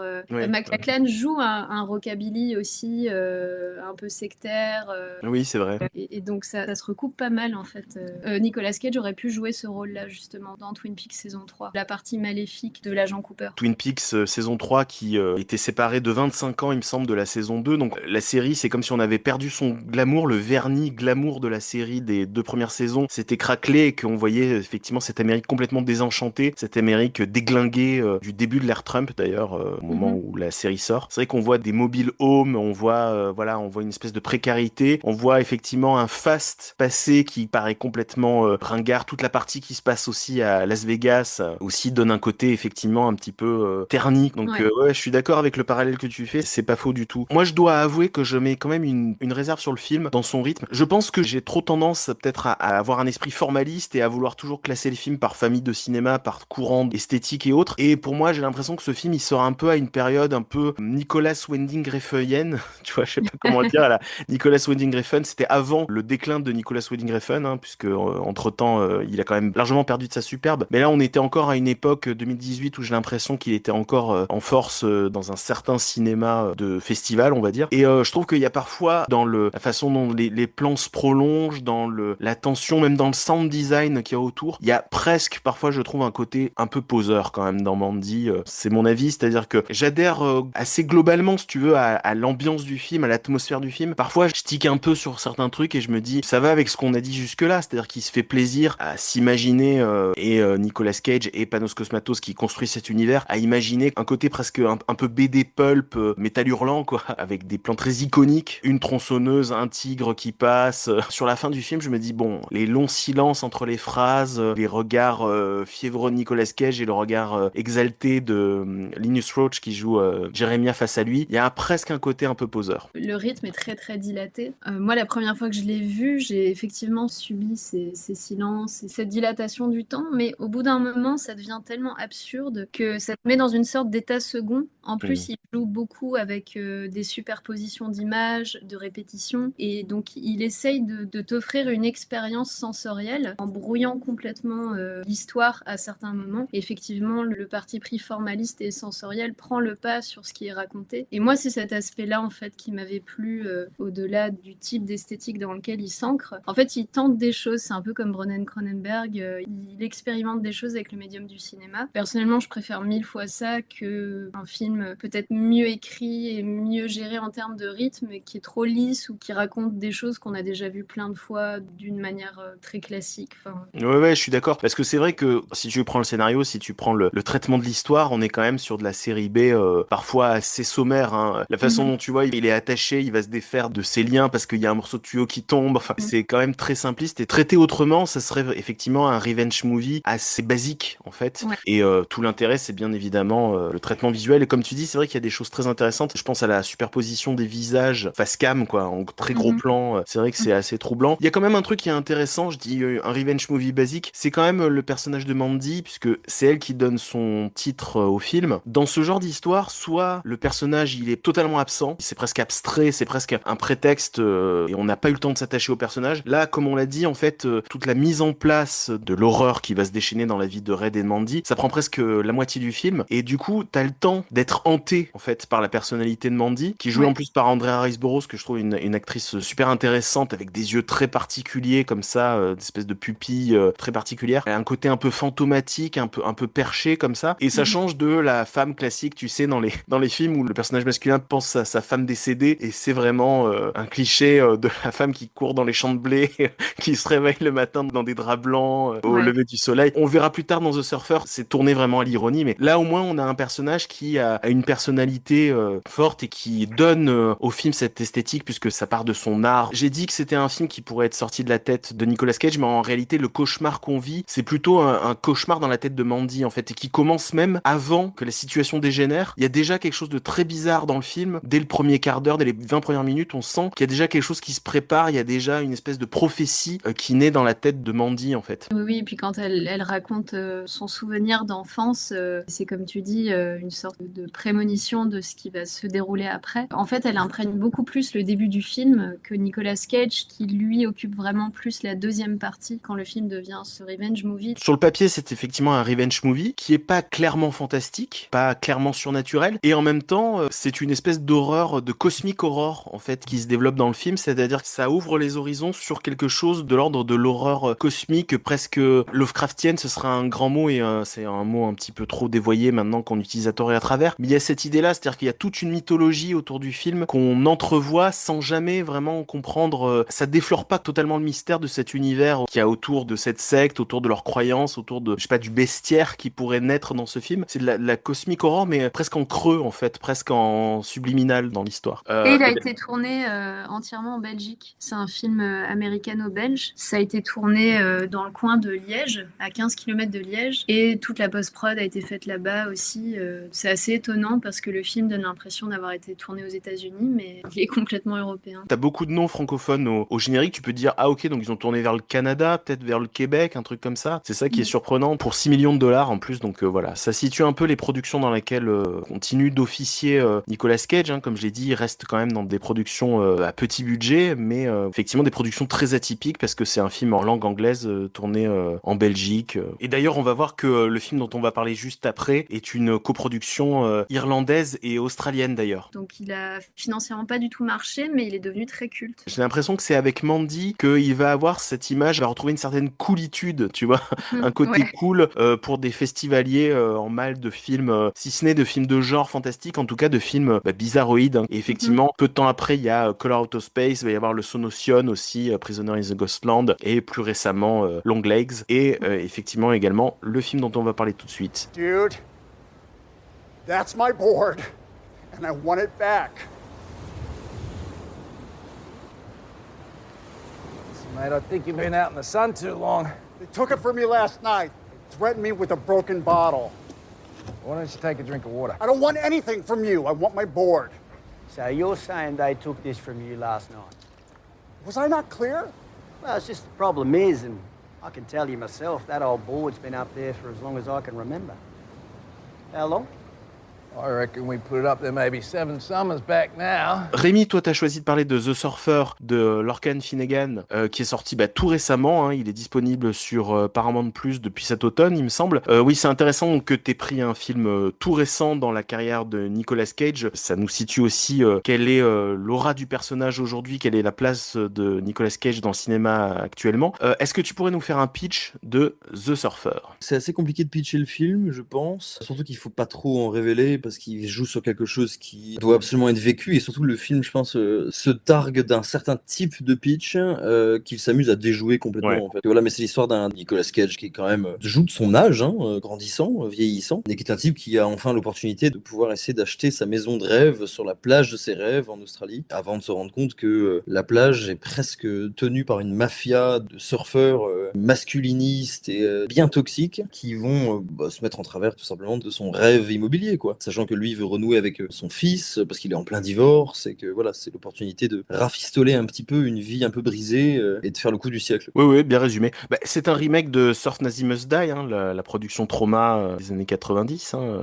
Tu connais ce truc? Oui, je le connais. Je connais de nom uniquement. Je l'ai pas vu, je t'avouerai. Je crois que c'est une mamie. Alors c'est des surfeurs nazis qui ont tué son petit-fils. C'est une mamie afro-américaine qui prend les armes. C'est aussi un revenge movie et qui prend les armes pour aller dézinguer tous ces surfeurs nazis. C'est une plaisanterie bien sûr. Parce que... Justement, c'est là que j'aime beaucoup le film. Je l'ai vu au pif, c'est qu'il joue sur cette promesse, un peu comme Mandy le fait dans l'autre sens, dans le sens où Mandy, on ne sait pas trop ce que ça raconte, et puis en fait il prend les oripeaux d'un film de vengeance un peu exploitative, bien starbé et sous acide. Le The Surfer, c'est un petit peu l'antithèse de ça, c'est que c'est un film qui promet cette espèce de déchaînement de la part du personnage qui se réveille, qui va exactement, il fait semblant en tout cas de promettre un déchaînement de violence vigilante ou entre guillemets film de siège ou film huis clos à ciel ouvert, etc. Ce qu'il est pour autant, hein. Mais il s'amuse à déjouer ça de l'intérieur et le fait complètement sauter pour en fait en faire un pur Nicolas Cage movie, quoi, dans le sens où le film est à son service intégralement, alors qu'on pourrait croire que Cage revêt les sapes d'un type de personnage qu'on a vu plein de fois, et en fait le film se déconstruit au fur et à mesure que lui, encore une fois comme dans Mandy d'ailleurs,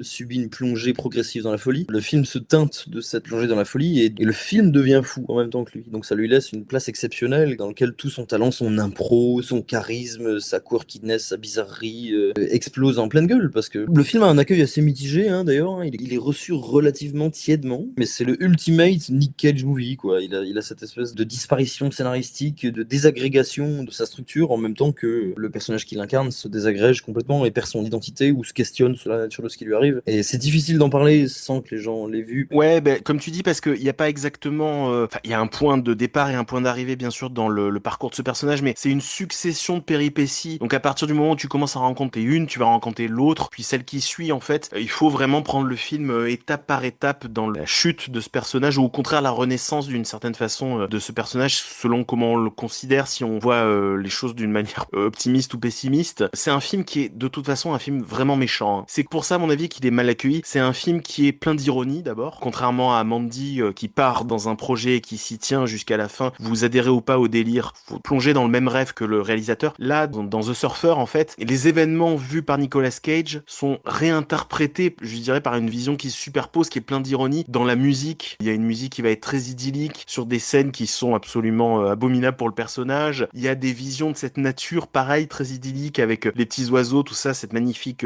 faune australienne, et c'est teinté de choses qui sont presque comiques, hein, parfois, clairement, tu vois, je pense au cadavre de ce rongeur, là. Oui, c'est la cultissime scène du rat, qui à elle seule a fait toute la promo du film, parce que Nick Cage aurait improvisé une admiration qu'il a pour un rôle d'Humphrey Bogart, dans lequel Humphrey Bogart aurait improvisé avec une olive dans une scène de Martini. Nick Cage, s'inspirant de ça, a fait la même chose, et c'était absolument pas prévu au script. Il est très connu pour ça, mais je trouve que de manière générale, le film marche à son pas, dans le sens où le film fait en sorte de lui laisser la place. On sait pas si c'est le film qui lui laisse la place ou lui qui la prend, mais dans tous les cas, le film déroule quelque chose dans lequel Nicolas Cage a la palette la plus large d'expression de tout ce qui fait ce pourquoi il est connu et ce pourquoi il est apprécié ou détesté, hein, d'ailleurs, hein, parce qu'il est toujours aussi maximaliste. Steph disait expressionniste, c'est très vrai. C'est presque un clown, c'est un clown déchu, mais sauf que là, il est en version Dusty exploitation. Il se rend tour à tour détestable, hilarant, mais il est tellement fort que quand il rit, on rit, quand il est mal, on est mal, et quand il pleure, on pleure, parce qu'il est exceptionnel. Et Lorcan Finnegan le sait très bien,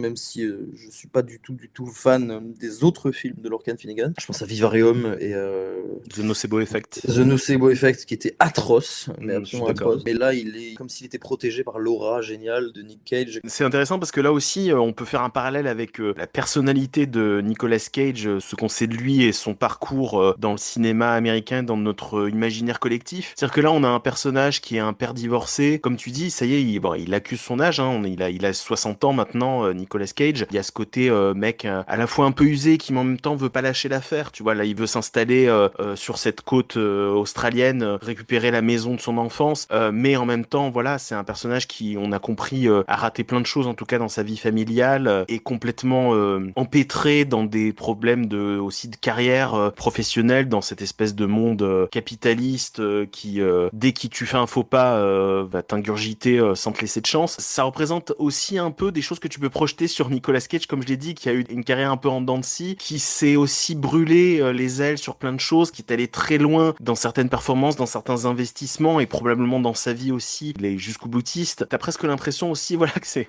une parabole sur sa carrière, sur la carrière plus généralement d'un type qui a eu aussi des grandes réussites, des grands moments dans sa vie, et le personnage du surfeur, il a même pas de nom d'ailleurs. Tiens, c'est intéressant ça. C'est très abstrait. Ça donne d'ailleurs un côté un peu kafkaïen en fait à cette histoire, avec ce personnage qui arrive pas à sortir d'une situation absolument cauchemardesque, qui arrive pas à quitter ce lieu, voilà, qui est d'une certaine façon enfermé dehors, enfermé dans un décor extérieur, et qui arrive pas à se sortir d'une situation. Ça fait un peu penser à Das Schloss, le château de Kafka. Ce personnage-là, tu comprends qu'il a quand même un train de vie. Il est pas au top, il a peut-être été, il est peut-être redescendu. Les menaces sont un petit peu partout autour de lui, et en même temps, il doit continuer d'exister. La façon dont il occupe, comme tu dis, tout le terrain du film, dont il est quasiment de chaque plan, c'est aussi l'histoire d'un personnage qui veut continuer d'exister, qui veut pas se laisser bouffer par l'environnement qu'il y a autour de lui. Il y a un moment, il y a ce risque-là qui est même carrément explicité dans le scénario. Sa voiture disparaît, on lui dit que sa voiture, c'est la voiture d'un autre vagabond de la plage, d'un autre vieux mec, on le confond avec un autre mec. Il retrouve un personnage et il lui demande de le rassurer sur son identité. Rassurez-moi, je suis bien la personne que je suis, j'ai bien un fils, j'ai bien un travail, je suis pas le SDF qui est devenu fou à force de rester au soleil sans boire. Et comme c'est Nicolas Cage, effectivement, tu te dis que la bataille, elle va être âpre, quoi.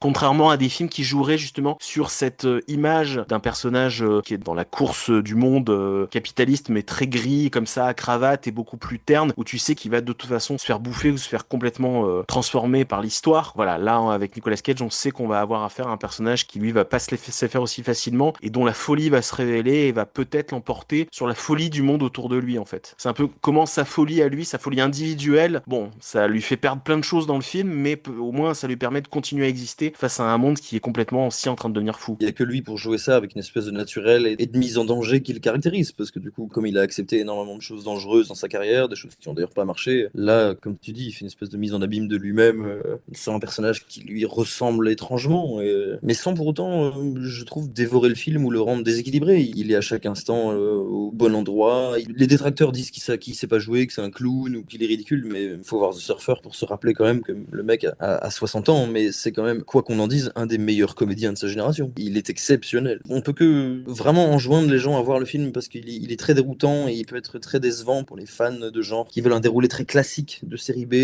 il joue sur le terrain de l'exploitation, il fait semblant d'être un Wake in Fright, il fait semblant d'être un chien de paille, il fait semblant d'être un Deliverance, alors qu'il est pas ça. Et puis la différence avec Mandy, comme on le disait, Mandy pousse déjà les potards à fond, mais là la différence c'est que, comme je le disais, il y a une ironie en plus qui fait que tu comprends encore davantage, à mon avis, les propositions qu'a fait Nicolas Cage tout au long de sa carrière et qui ont parfois été mal comprises. C'est-à-dire que je pense que Nicolas Cage, il y a une partie de lui qui sait qu'il peut être risible, que ses personnages peuvent être risibles, c'est déjà dans le scénario, et je vais servir justement des impressions très paradoxales où t'as à la fois de l'empathie pour le personnage et en même temps tu le trouves ridicule, où t'as peur du personnage et en même temps tu le trouves ridicule, grotesque en tout cas on va dire, et je pense que c'est ça tout l'intérêt d'un film comme The Surfer. Ça met vraiment le film en danger parce que ça risque de le faire tomber dans un ridicule achevé comme on dit, mais je pense que c'est ça qui l'intéresse, c'est justement toute cette ambiguïté du rapport que t'as à ce personnage, à cette histoire. Est-ce que tu y adhères complètement ou tu la regardes avec un petit peu de détachement? Alors si tu la regardes avec un peu de détachement, peut-être un peu de cynisme, mais est-ce que t'es pas un gros con cynique comme les personnages qu'on voit dans le film? Tu vois aussi, ça t'interroge aussi sur la façon dont tu vas concevoir l'histoire autour de toute la communauté de surfeurs et tout le discours qu'il y a autour justement effectivement du monde moderne, du monde capitaliste, des grandes entreprises, de ce monde qui veut que tu sois à tout prix un winner, ce culte de la performance et tout ça. Et puis il y a toute cette question aussi dans le film, il y a toute cette critique sur la société moderne consumériste avec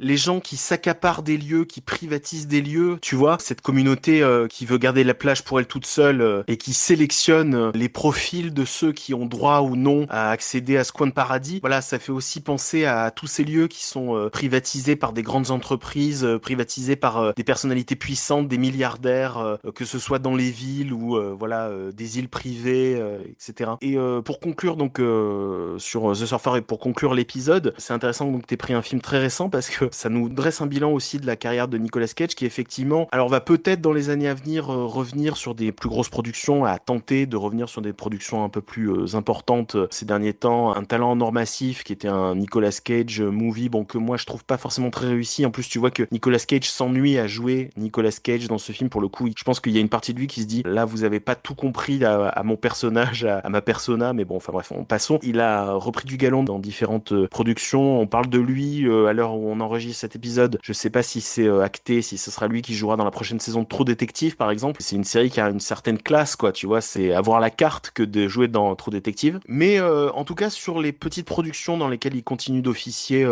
ces dernières années, dont certaines ont quand même des succès assez notables, hein. Long Legs en 2024, ça a été un très très gros carton au cinéma. Je crois que c'est 10 millions de dollars de budget et c'est plus de 100 dans le monde. Moi j'ai beaucoup aimé, il est complètement pris à contre-emploi dans ce film. Je l'ai même pas reconnu dans la première scène où il apparaît. C'est fou, hein. Et puis dans Dream Scenario, il était très très bien aussi. Où c'est pareil, il se met en abîme lui-même très fortement dans ce film. C'est vrai que Steph a raison, je dirais qu'il y a deux films dans lesquels il a l'impression qu'il met en abîme même sa carrière ou lui-même, c'est vraiment en tout cas dans les indés, c'est chez Christopher Borgli avec Dream Scenario et The Surfer. Donc le bilan de cette carrière c'est quand même très intéressant donc parce que finalement oui certes il est dans un chemin détourné sur Hollywood, il est plus sur l'autoroute, il est dans des chemins de traverse, mais finalement est-ce qu'il vaut pas mieux en 2025 être sur ces chemins de traverse qu'être dans les studios qui franchement se cassent la gueule et nous proposent de moins en moins de projets intéressants. Je suis allé rendre visite à la librairie Lagon Noir qui est malheureusement fermée à Aix.